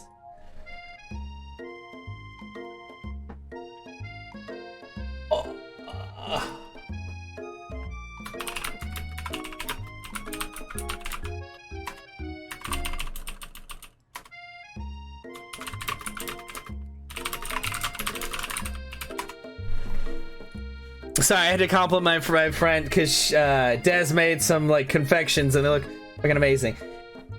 Cat, it is fucking amazing. I'm telling you right now, this game is fantastic. Also, hi Cat, happy Valentine's Day. I love you. I hope you're doing great today. Pop as in Pop. See, I don't know. Pop is just a very strange child. And I went on a date too. Back to Colonel Sanders' house, where I spent the night with him. You what? Nothing happened, but the emotional connection. Wowzers. Yeah. But it's good to see you. I hope you're doing good today, Kat. It's been a pretty... Well, I mean, I woke up kind of late and then I started streaming, but it's still been a fantastic day. Because seriously, this game is so much better than I expected. Like, it's pretty fantastic. It's not very long. It's about 2.5 hours long. I'm going through it. I think I'm trying to see if I have a secondary ending I can unlock, but it's really good. You want a Wowzer emoticon connection too? Yeah. But Kat, I thought you and me already had a connection. Maybe. I mean, I don't know. I shouldn't assume such things. Miriam tells you to move on from the whole Colonel Sanders obsession thing and focus on school. If being obsessed with Colonel Sanders is wrong, I don't want to be right. Also, I've been drinking alcohol, so I might be a little crazier than usual, but don't worry. There is, avoided cat, there is. The second decision you make in the game can game over you. Literally, the decision is stay in bed and don't do anything. And if you choose that, game over. Well, I don't know. I think I might be getting sick. I can't tell. Like, sometimes I get like the stuffy nose. It has been really cold here lately. But yeah. As far as I feel fine overall, so I don't know. But if I do get sick, I'll make sure to take a break. Don't worry. I don't want to worry you. After a short argument, you both agree to go your separate ways. When you arrive at the school, you encounter your rivals in your squad and her fucking amazing thighs. Look at them! Where's the button to make the text go away? You burnt your hand while oh no! Oh, I'm sorry, Cat. I hope it heals quick. Make sure you keep it like iced and all that. Cat, no, I don't like it when you hurt yourself. I mean, not like you were trying to, but still. Whenever it's yeah. You can tell from a distance they're picking on Pop, though he himself might not quite grasp that. Ice vinegar thing? Okay, good. Good. Because, you know, he's Pop. You should be okay. I'm glad to hear it then. What's a swirly? It sounds delicious. Oh, it's great. I'll order you one up right away. I'll have my swirly with sprinkles, please. Sprinkles is dog and a tree. You can get your swirly dipped too. Okay, like, seriously though. Ashley is a bitch, but she's super hot. Orange juice. I don't have orange juice. It's just been full of Coke. Oh, it is transparent now. Look at that. Look. You can't see my cursor, but I'm like furiously scrolling over those fucking thighs. Anyway, it's like they know. And look, the little drumsticks. I don't know why that's so adorable. What is this game even? Wait, am I still talking in the girl voice? I probably am. Oh, no, I'm not. Anyway, we'll skip past this because we already talked about this. And Colonel Sanders arrived. And Miriam. Don't do the spell. Yeah, the Star Pompadour is pretty... It makes me think of a JoJo character, which I think was the point. Take your friend's advice and put the book away. It's almost time for class. Sprinkles is already in the room, waiting for the students to arrive. He clears his voice to make a quick announcement. Sprinkles is a dog, a corgi who is also a professor, by the way.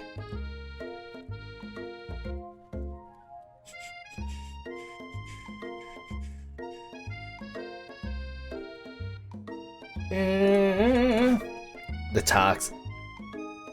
I feel something of a dog moment coming on, but I assure you it's nothing to be afraid of. Okay, so basically there's a squirrel outside and he yells at it, and the squirrel's name is Terrence. Because he's a dog, and you know, dogs don't like squirrels. Apologize for the outburst. Yeah. Miriam's love drama spills over in the class. Sprinkles is interrupted by sad whimpering coming from the back of the room. I told you to save it for after class! But I miss you. We went on one date, Pop. How can you miss me when I'm right here? Pop's voice quivers as he pleads his case to Miriam. Every time I blink, you go away. That's a really cute thing to say. Miriam, what happened between you and Pop? I got her in trouble and now she's mad at me. I didn't just get in trouble. I got yelled at by Pops' mother, who blames me for getting him banned from every museum we set foot in. Oh, so that's what you meant by shush house. Shush house. Pop, we went on one date. We're over. It meant so much to me that I made this for you.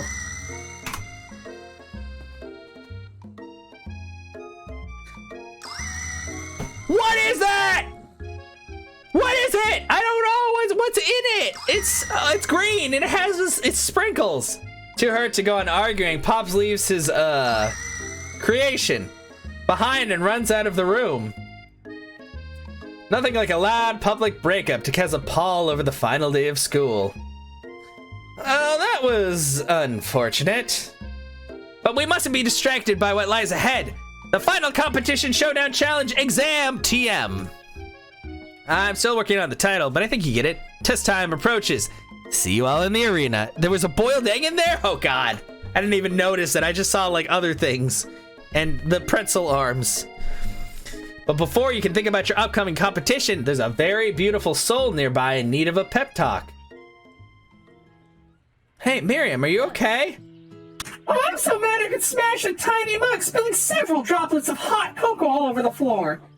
How can he embarrass me like this in class in front of everyone? Her tiny cocoa is a delicious treasure, so you know that this breakup is no joke, even if the source of her frustration is just a silly boy. By the way, Miriam specializes in like tiny dishes. If you've ever seen videos of people making like tiny food for hamsters, that's basically what she does. I know that you know this, but I'm gonna say it out loud. You don't need anyone. Me and you, we're gonna cruise through this final test and hit the carpool lane to Success City. Miriam brightens up, imagining the wind rushing through her short bangs, but she hesitates to embrace the feeling all the way. You're not gonna saddle up on Colonel Sanders' stallion and ride off into the sunset without me. Of course not. Well, maybe, sorta. But I'm sure there's a pony out there with your name on it, and a ranch big enough for the both of us, and whoever else we want to bring along. If it's not Pop or Clank, or anyone else you meet today, tomorrow, or this whole year, so what? You're a special person who shouldn't settle for the first someone to show a little interest anyhow.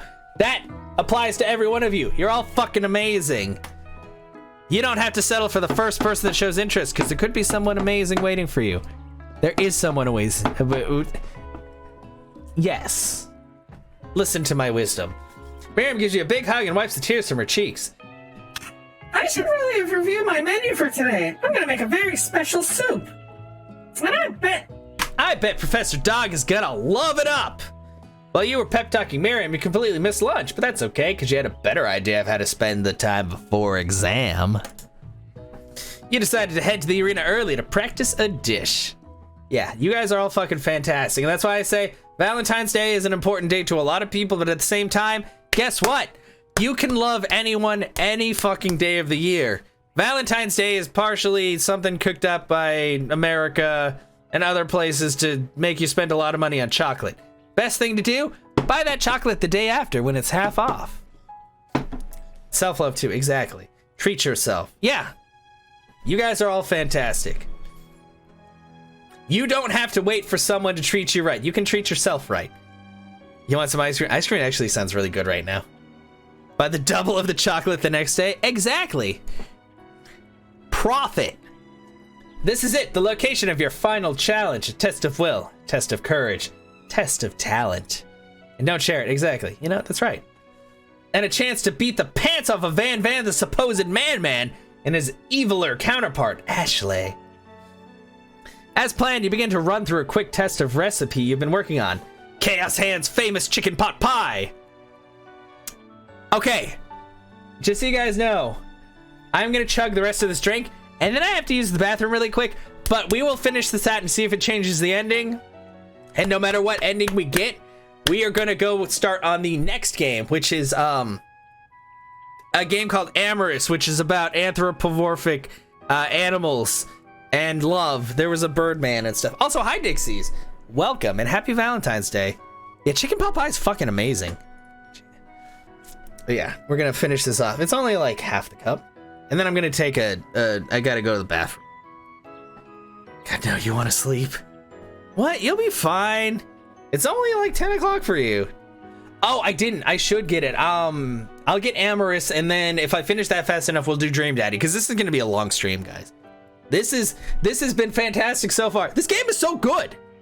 So good. Okay, I got that all over my face. Sorry if you're hearing slurpy noises.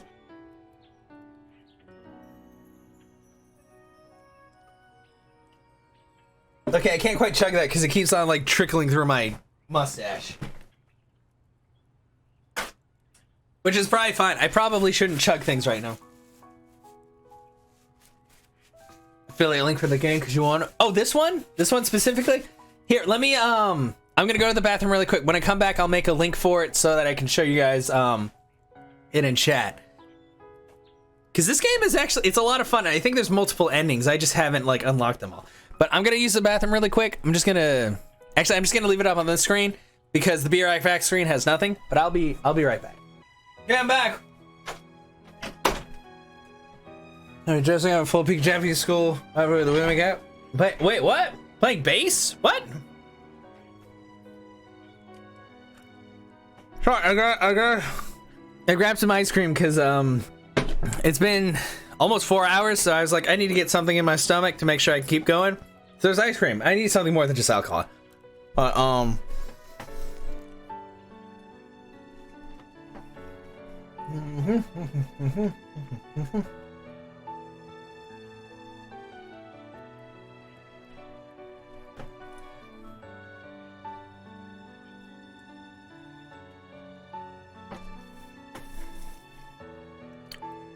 So you have your post. Yeah, exactly. That is the link to the game we're playing right now. I know you, those of you who just came in are probably missing parts of the story because I'm skipping through a lot of things, but. Boob, so many sub bombs. Well, all of the above? Interesting. See, I don't really have any outfits. I have a dress. It could always be like, if you guys get $100 on the donation goal, which is, where is it? Be like, if we get $100, I'll wear my dress. I'm not wearing a dress. I'm wearing a sleeveless shirt and this.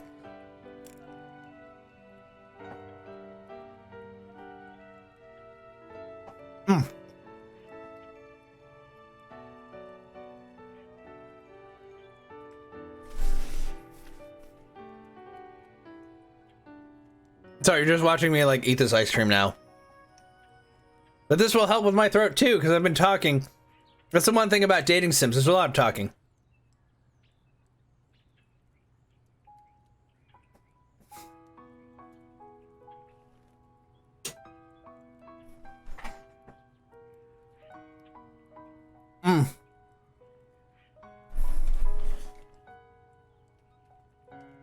Man.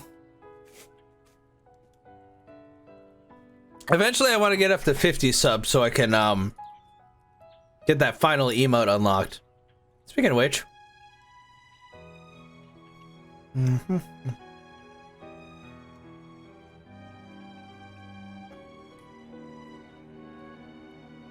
They still haven't improved my other emote.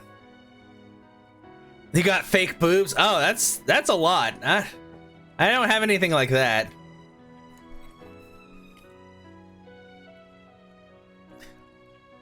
Let me check something really quick. Don't worry guys, we'll get back to the game in just a second. I just want to see it. God, I had a submission for over a week in Frankerface, but I guess they probably got a lot of Valentine's submissions. Oh fuck! Who is this? It's Kat! Thank you so much for that. It's coming. I'm sorry. You gotta remember, I'm a little scatterbrained and also a little drunk. Don't worry, love. I've got your story. Where's my childhood? Also, thank you so much for the resub, Kat. That really means a lot. Like, you are fucking fantastic. I want you to... I know I tell you that all the time, but I mean it every single time. You are amazing. Oh, Dixie's... Okay, so 2 childhood stories. All right, so you know what? We'll go ahead and we'll go to the chatting screen. Oh, you guys want to see something? I made a thing.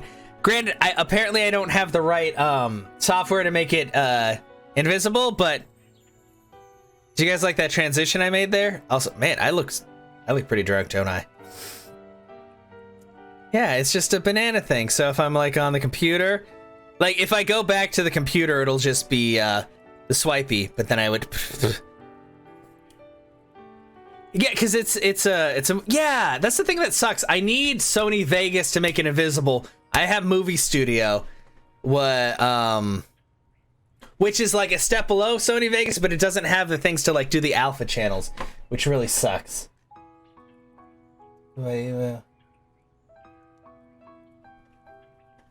Huh? Yeah.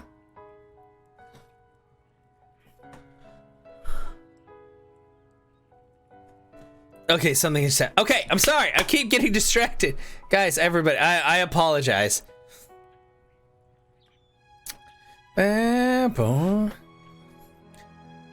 find a banana? Yeah, but the singer, yeah, because that's what I worked on. But yeah, if I do a mask, the current one I have doesn't have all the options to like actually blur out the background. But yeah, I'll send you the short animation I have, and then you can probably work on that.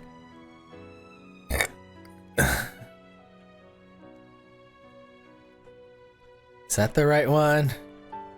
Because I have it set at 60 FPS. I don't know.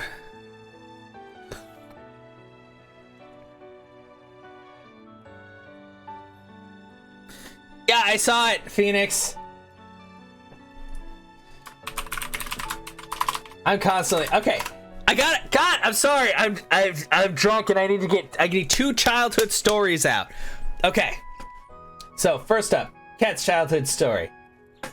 This one is going to come from, you know what? This is way the fuck back. This is when I lived in Killeen the first time. I still live in Killeen now, but the first time I lived in Killeen, I was probably about 8 years old, give or take. And I lived off of, oh god, the first place I lived off was like Rose Avenue.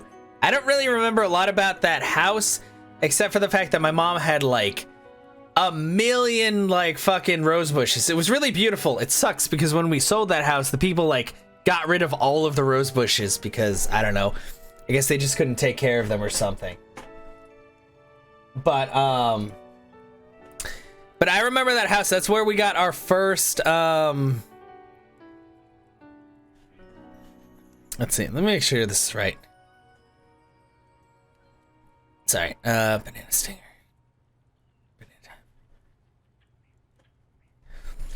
But in that house, that's where we got our cat Clara, who was a calico cat.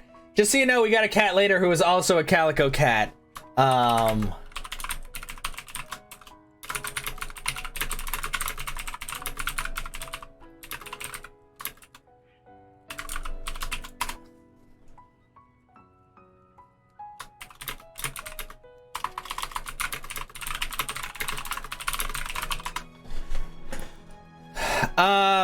But yeah, Callie was, and don't worry, this isn't like a bad story. Callie was around for a long time, or Clara was around for a long time.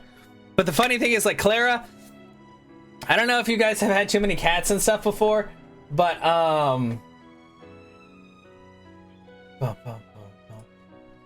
but have you guys ever had a cat where they started off being like super sweet and then they became like super bitchy? Because that's how Clara was. But I just remember when she was like really small and we had just moved, because I think we had gotten her before we moved over there. And then when we moved over there, she was like really scared of everything. And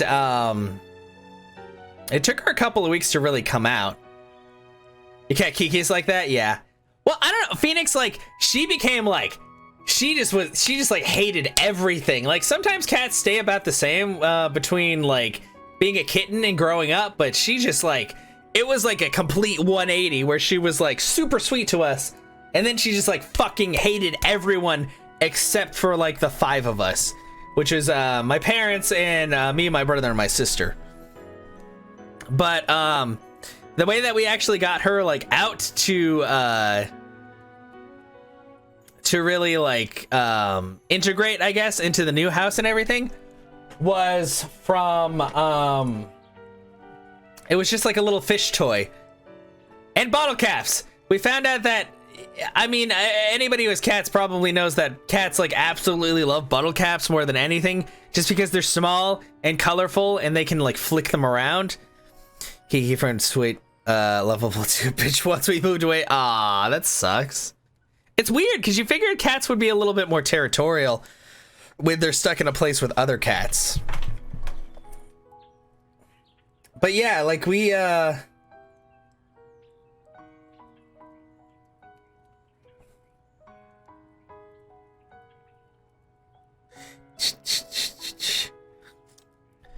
yeah.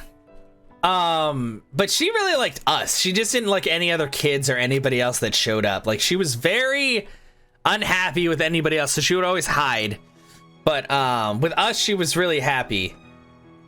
It was really like, and she, you know what? It was another thing where she started off being like really skinny and slender.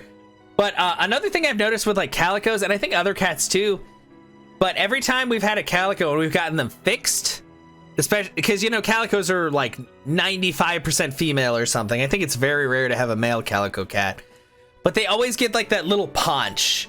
Like when they get fixed, they'll have like a bald spot on their stomach, and there's just like a. And it was really hilarious watching her walk around. She waddled around everywhere. But I'm sorry, I don't know if that's really much of a story, but I just remember having really fond memories of this cat and like watching her waddle around and like being just like really nice to us, but hating like everybody else. It's rare to have a male cat. Yeah, that's what I heard.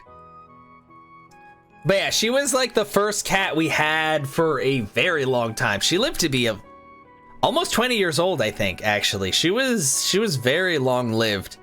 So she was around like the entire time we lived in the Killeen area, which was right after I lived in San Antonio because my parents were military. So they got stationed in San Antonio first, and then they got stationed here. But that was my first really big like pet memory because when I lived in Panama, I had a dog named Barrick, who was a big fucking German Shepherd, but we apparently, I don't know if it was too expensive or we couldn't take him with us. So he actually ended up staying with the nanny we had when we were in Panama. Because I was in Panama until I was 5 years old, because that's where my parents were stationed.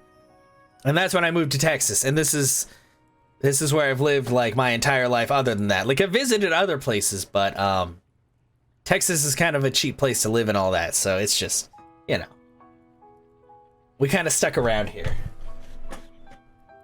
But yeah.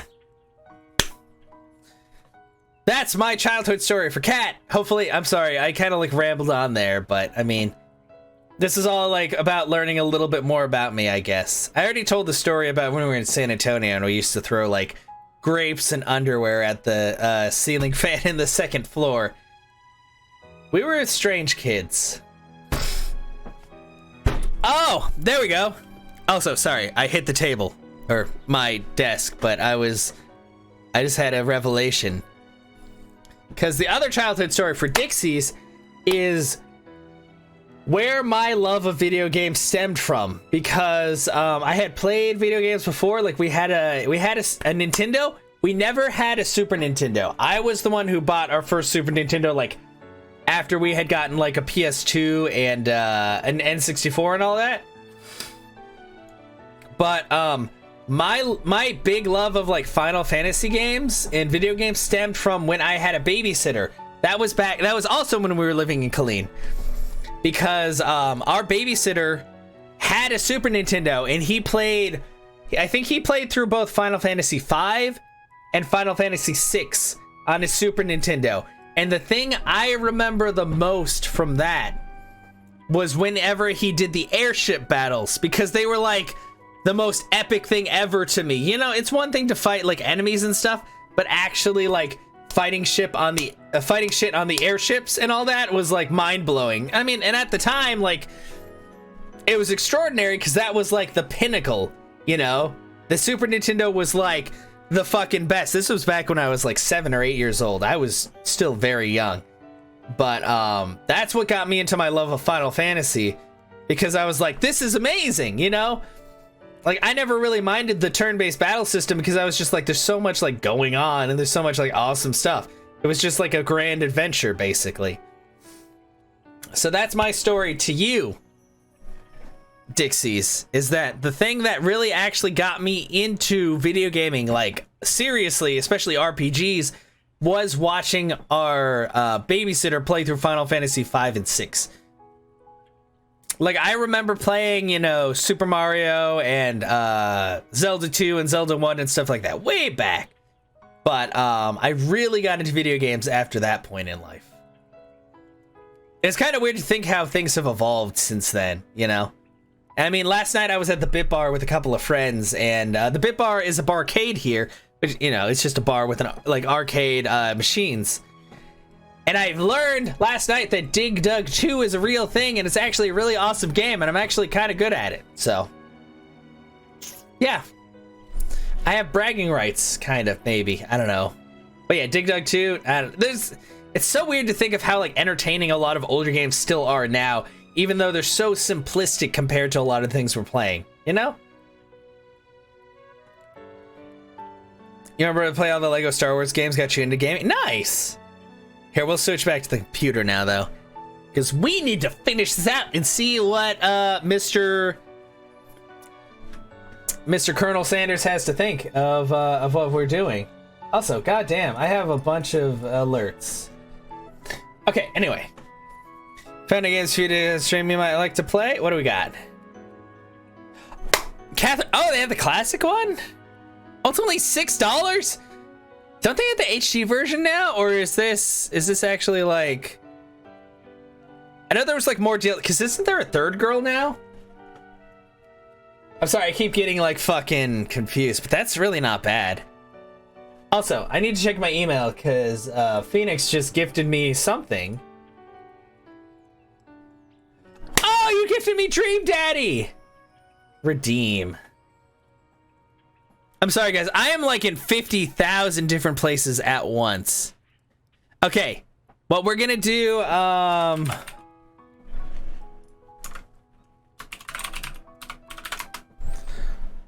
hello.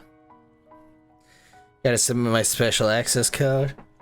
Okay. Just so you know, Phoenix, I am gonna play Amorous for a couple hours first. I don't know how long it is, but we will definitely get into Dream Daddy tonight too. But thank you so much for that. Like, it really means a lot. Like, whether or not you guys are subbing or just watching or like gifting things or anything like that, you guys are all fucking fantastic. Like, I don't make a living off of streaming. I stream a lot, but it mostly stream because I like seeing you guys. I like chatting with you guys. Like, if I ever get to the point where I'm living off of streaming, like, money, cool. If not, whatever. You know what? There's always other things to do, but yeah, no rush. No, I gotcha. Oh,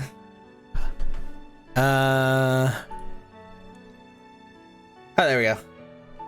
Well, I just want to get it in there so I can download it and have it ready.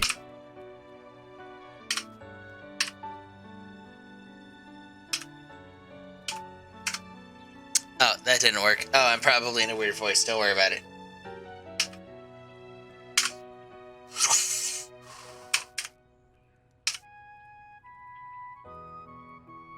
Oh, frick me.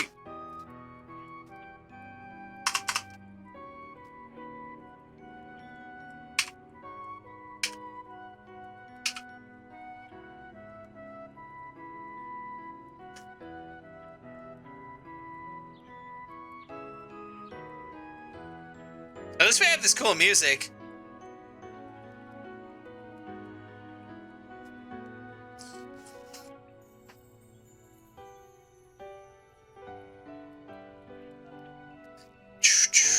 Wait, do I?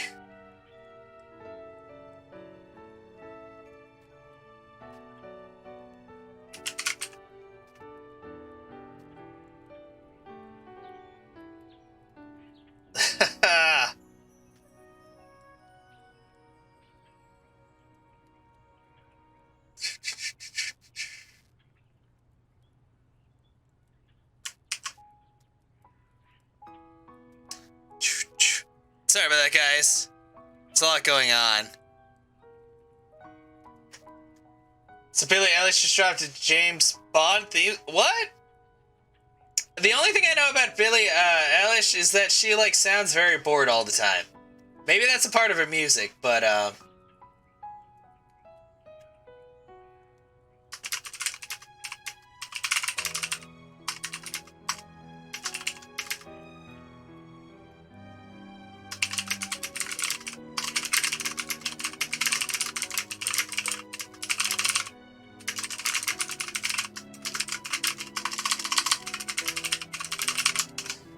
sorry, I'm just like typing away. God damn.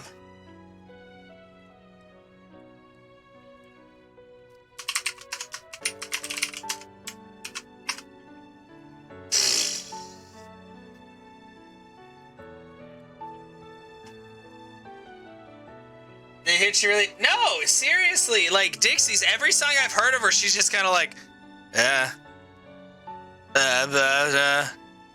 like she sounds like she's just like putting the least amount of effort ever into singing. Like, not to like shit on somebody else's like on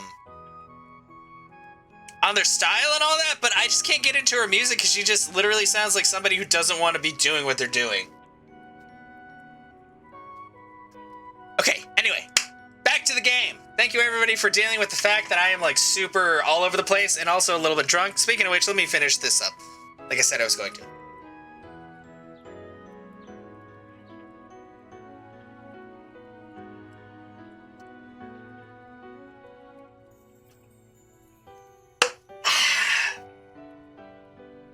Take a fucking sip, babe. Yeah.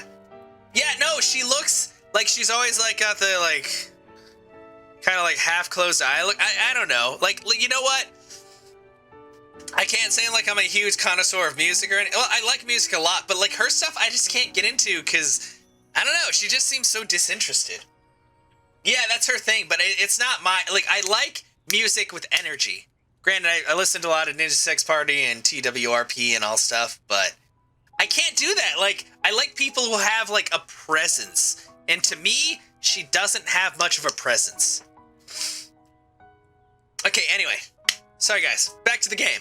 After practicing for months, making this dish comes second nature to you, and you're able to quickly get a fresh pot pie in the oven. But as soon as you do, your cram session is interrupted by Colonel Sanders! Chaos Hand, what are you doing here? There's still time before the final exam. Oh, just taking it all in. I'm big into visualizing success. I'm looking at my station and picturing victory. The pot pie has begun to bake and the smell is slowly filling the space around you. Visualizing, huh? That's too bad. I was hoping you were here cooking something delicious. You'd usually happily share your food with anyone who is hungry, but the last time you let Colonel Sanders get in your head, it cost you a cook-off. You decided it's time to put your cooking above your romantic desires, but that decision gets hard to stick to when the oven timer goes off behind you. Fess up about your practice dish. Oh, okay, you got me. I'm doing a little bit more than visualizing, if you know what I mean. You know what, V? I am kind of sad. I know this is really random, but speaking of voices, I know you've been in like voice chats with Sanchez for like Rainbow Six Siege, and I've seen you guys in there, but I never go in there because I'm not playing the game. But I also want to hear what your voice sounds like. Is that weird? Since I've known you for a while, I don't know. It's just one of those things where like if I know somebody for a while, oh, you don't have a mic, okay. It's not weird. Like, if you know someone for a while, you kind of want to know what they look like or sound like, you know? Just saying. Come on, man. Don't make it weird. So no one knows what you sound like? Well, fuck, I guess I have to make like a 7-hour journey out to where you live and figure it out. I know. My nose can smell a pot pie from 400 yards. You wonder? Yeah, well, I wonder about everybody who's like a regular in here. Because I consider you guys all like good friends and everything, you know? Yeah. I don't know, I feel like Panda, like I know what Panda looks like. I feel like, well, I don't know if she has like a perfect just like English or if she has like a bit of an accent. I'm not really sure. I feel like she'd have an accent. You sound like a human? Well, I mean, I guess I do too. I disappointed, well, they weren't so disappointed, but they were like, I bet you have a sexy Texan accent. And I was like, I don't. I talk like me, which is, it's neutral. It's very neutral. That's an oddly specific distance, but you'd expect nothing less from such an oddly specific man. She has an accent on some words? Okay.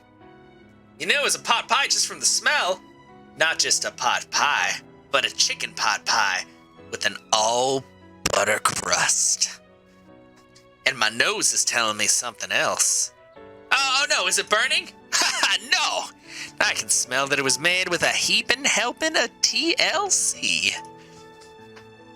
Sounds sexy to folks in the UK. I mean, honestly, I have known some people from the UK who have said that to me, and I'm already bad at taking compliments, but when somebody says my voice is like sexy, I'm just like, have you heard other people talk? Because they probably sound better than me. I don't know. I mean, at this point, I'm a little slurry because, you know, I've been drinking, but still. I'm just not good at taking compliments. I'm really good at giving out compliments. I mean, obviously, you know this, V and other people. But, like, when people say it to me, I'm like, oh, yeah, yeah. Everyone's only ever, yeah. Like, V, I don't know. That's why I'm wondering if you have, like, a Texas accent or not. I don't know how people speak over where you're at. Which sounds weird, but technically different parts of Texas, you get, like, different levels of drawl. But I'm guessing you might have, like, a neutral accent kind of like me. I don't know. I guess I'd have to find out at some point. but it'll probably start burning any second if you don't pull it out. The moment of truth. Wow. It's the best pot pie I've ever tasted. I've always loved country cooking, and I could eat this all day. There's no time left. The final showdown is about to begin. You'd venture to say you don't? Yeah. Like, I don't feel like I do, but I feel like for people outside of the United States, I probably sound like I have an accent just because of my lack of accent. Like, it's all up to the different person, you know? But I feel like I just have, like, the middle ground of any accent ever because I don't really have any weird inflections or anything like that. Sprinkles lays down the ground rules. There are no rules! That is, except to cook with everything you've got. You step up for the cook-off of a lifetime. Yeah, I sound American, basically. You decide the mac and cheese plus the pot pie you've been practicing are just the dishes that'll push you over the edge to victory. Meanwhile, both Van and Ashley are preparing wildly elaborate dishes, per their usual over-the-top selves. Okay, let's skip up. They're all doing special stuff. Do it the hard way. Wait, can I cast a spell? You got a book of your own, you're desperate not to see her win another battle. Should you take the opportunity to fight magic with magic, even if it's almost certainly evil magic, do it the hard way. Who needs magic when you got passion? I'm gonna do it the hard way. Colonel Sanders sees that you've chosen to win on your own terms and he gives you a subtle wink from across the room. I believe in you, Chaos Hand. Miriam notices too. And I've always believed in you, Chaos Hand, since we were little kids. 'Cause I'm your best friend forever. You turn to notice that Miriam is at your station cheering for you. Miriam, what about your dish? If you're cheering, who's cooking? Tiny food, short cook time. Actually already done, so I thought I'd help you. Oh, that's sweet, but... Miriam tosses a handful of spices directly into your boiling noodles. It's the secret ingredient. However, she doesn't know that you lied and the ingredient was made up. Where in the world did she get Eye of Newt from? The boiling pot explodes, sending Miriam flying backwards. The watery noodles begin to swirl in the air, bubbling into a dark cloud that thickens and congeals before your very eyes. It is I, Steve, the Spork Monster.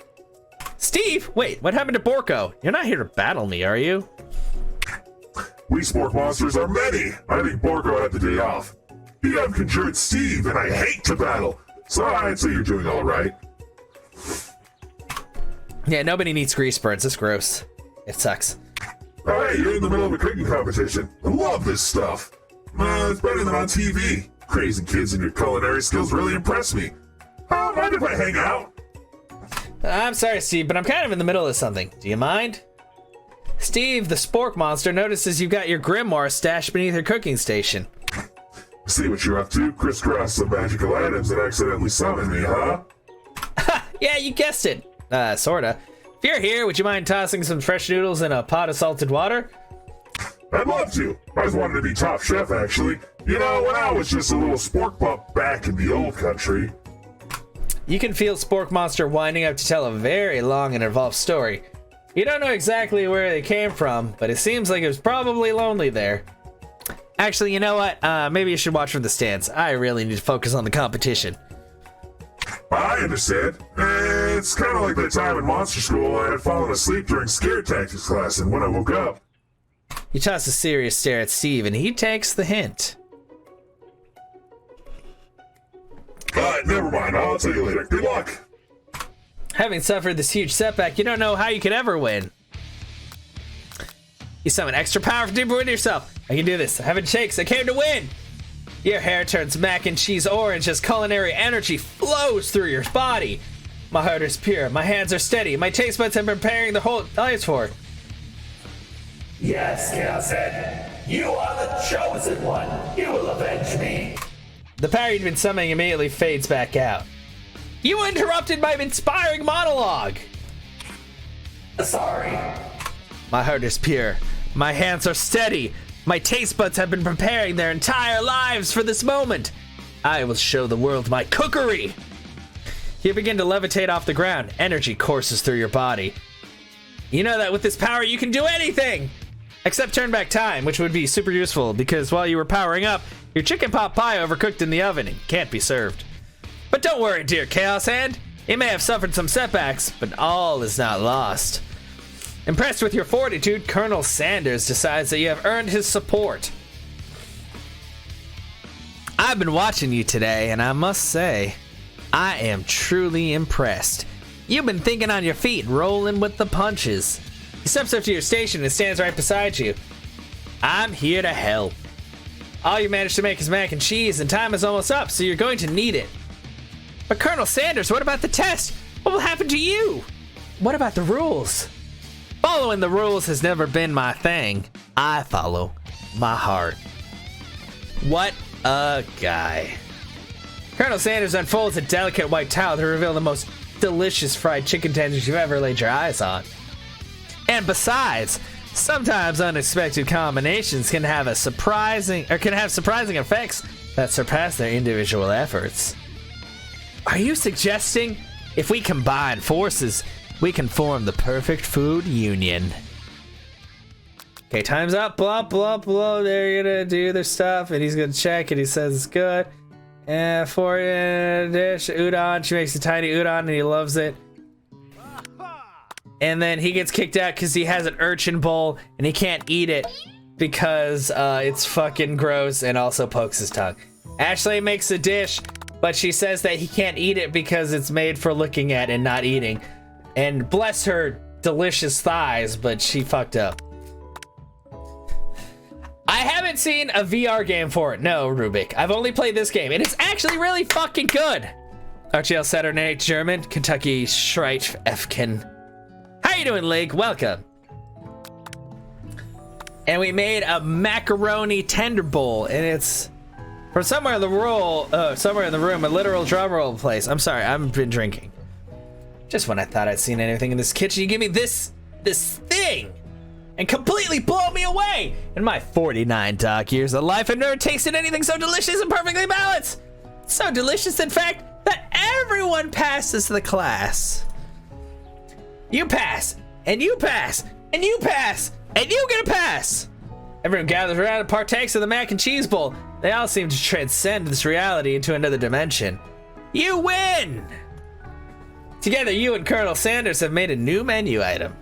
The new menu item is so impressive, even Van and Ashley are drawn back in by its magnetic fragrance. Seriously though, look at her fucking thighs. They're amazing. I'm sorry. This is like the 10th time I've talked about her thighs, but her thighs are really good. Is this dog Oprah? I wish. Okay, so basically I've beaten the game before. I'm trying to see if the ending changed at all. So Clank is an alien. He left. Howdy, classmates. Just like the first day you met him, he's come prepared to feed the entire class. However, it's not just enough to just give them a bucket of chicken. This time it's a full meal. Look at it! Mashed potatoes, chicken, coleslaw, and biscuits. I didn't get to be the most famous chicken man in the history of chicken and man by not reminding people to go out and buy my chicken. The end? No, it's not the end. There and feast their delicious chicken, blah, blah, blah. And have a do-si-do. Oh, I think I did it! Oh! He didn't say this last time! Colonel Sanders extends his hand to you and you feel a surge of energy jump off the tip of his fingertips. His hand, the hand of a master chef, so dedicated to the craft of fine cookery, so tender, yet refined. So milky smooth, fingers like finely battered drumsticks, turned in flour, soaked in buttermilk, and dusted with exotic spices. But they do not reach for tongs, a knife, or even a spork. Tonight they reach for you. And though our feet may tire at dancing, I believe that this is just the beginning of our steps together. I did it! He's mine. Colonel Sanders, will you not only join me on the dance floor, but in the kitchen as my co-chef and partner in both business and in life? Could it be? Is he really saying? Oh! Me and you? Together? Ever since I met you, my dream has changed. It's not enough to simply open the world's greatest chain of fried chicken restaurants. No, even then, my life would be incomplete without you by my side. So, what do you say, partner? Colonel Sanders, do you really want... Am I good enough for Colonel Sanders? Am I really good enough? I say, I love you, Colonel Sanders. I love you. The end! I did! I won! Yay! I got with Colonel Sanders, and we're gonna make the best chicken. Oh my god. Now you get to watch this incredible intro. Seriously though, Ashley has some fucking amazing thighs. They're so good!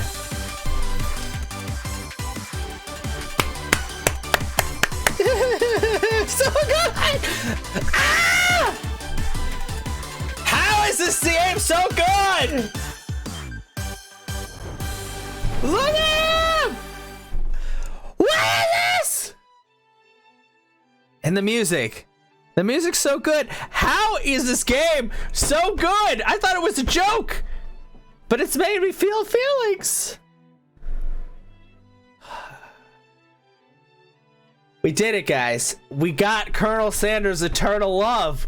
We are now the partner. Are there any extras? I think that's it, actually. It makes me sad.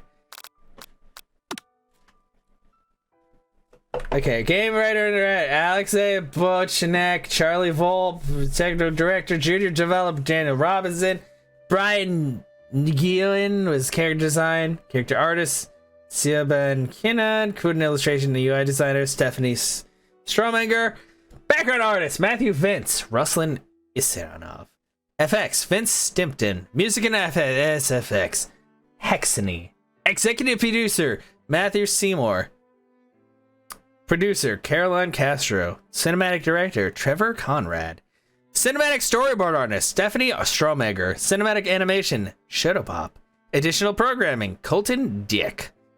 Or Dyke? I don't know. QA, White Test, Super Tech Mesh, Kai Clavier. Dude! I shit you not. This game is fan-fucking-tastic. I don't understand why it's so good. It makes me kind of mad, but it's also really good.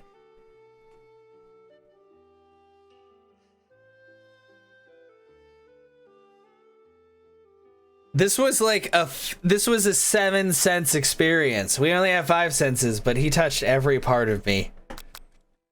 Look at his eyes and his tiny goatee and mustache, and also this little tiny ribbon. And he's got like a handkerchief. Guys, this is why is this game so good? I don't like it. I don't like how good this game is. Also, like, holy fuck. I was not expecting like this. Also, you guys might not have seen the whole game, but I would definitely check it out. It's a free game on Steam. Like, holy fuck. Holy fuck. Why is this music so good? This makes me kind of mad, but also like, fucking good job, all of you people. Should you get? I know.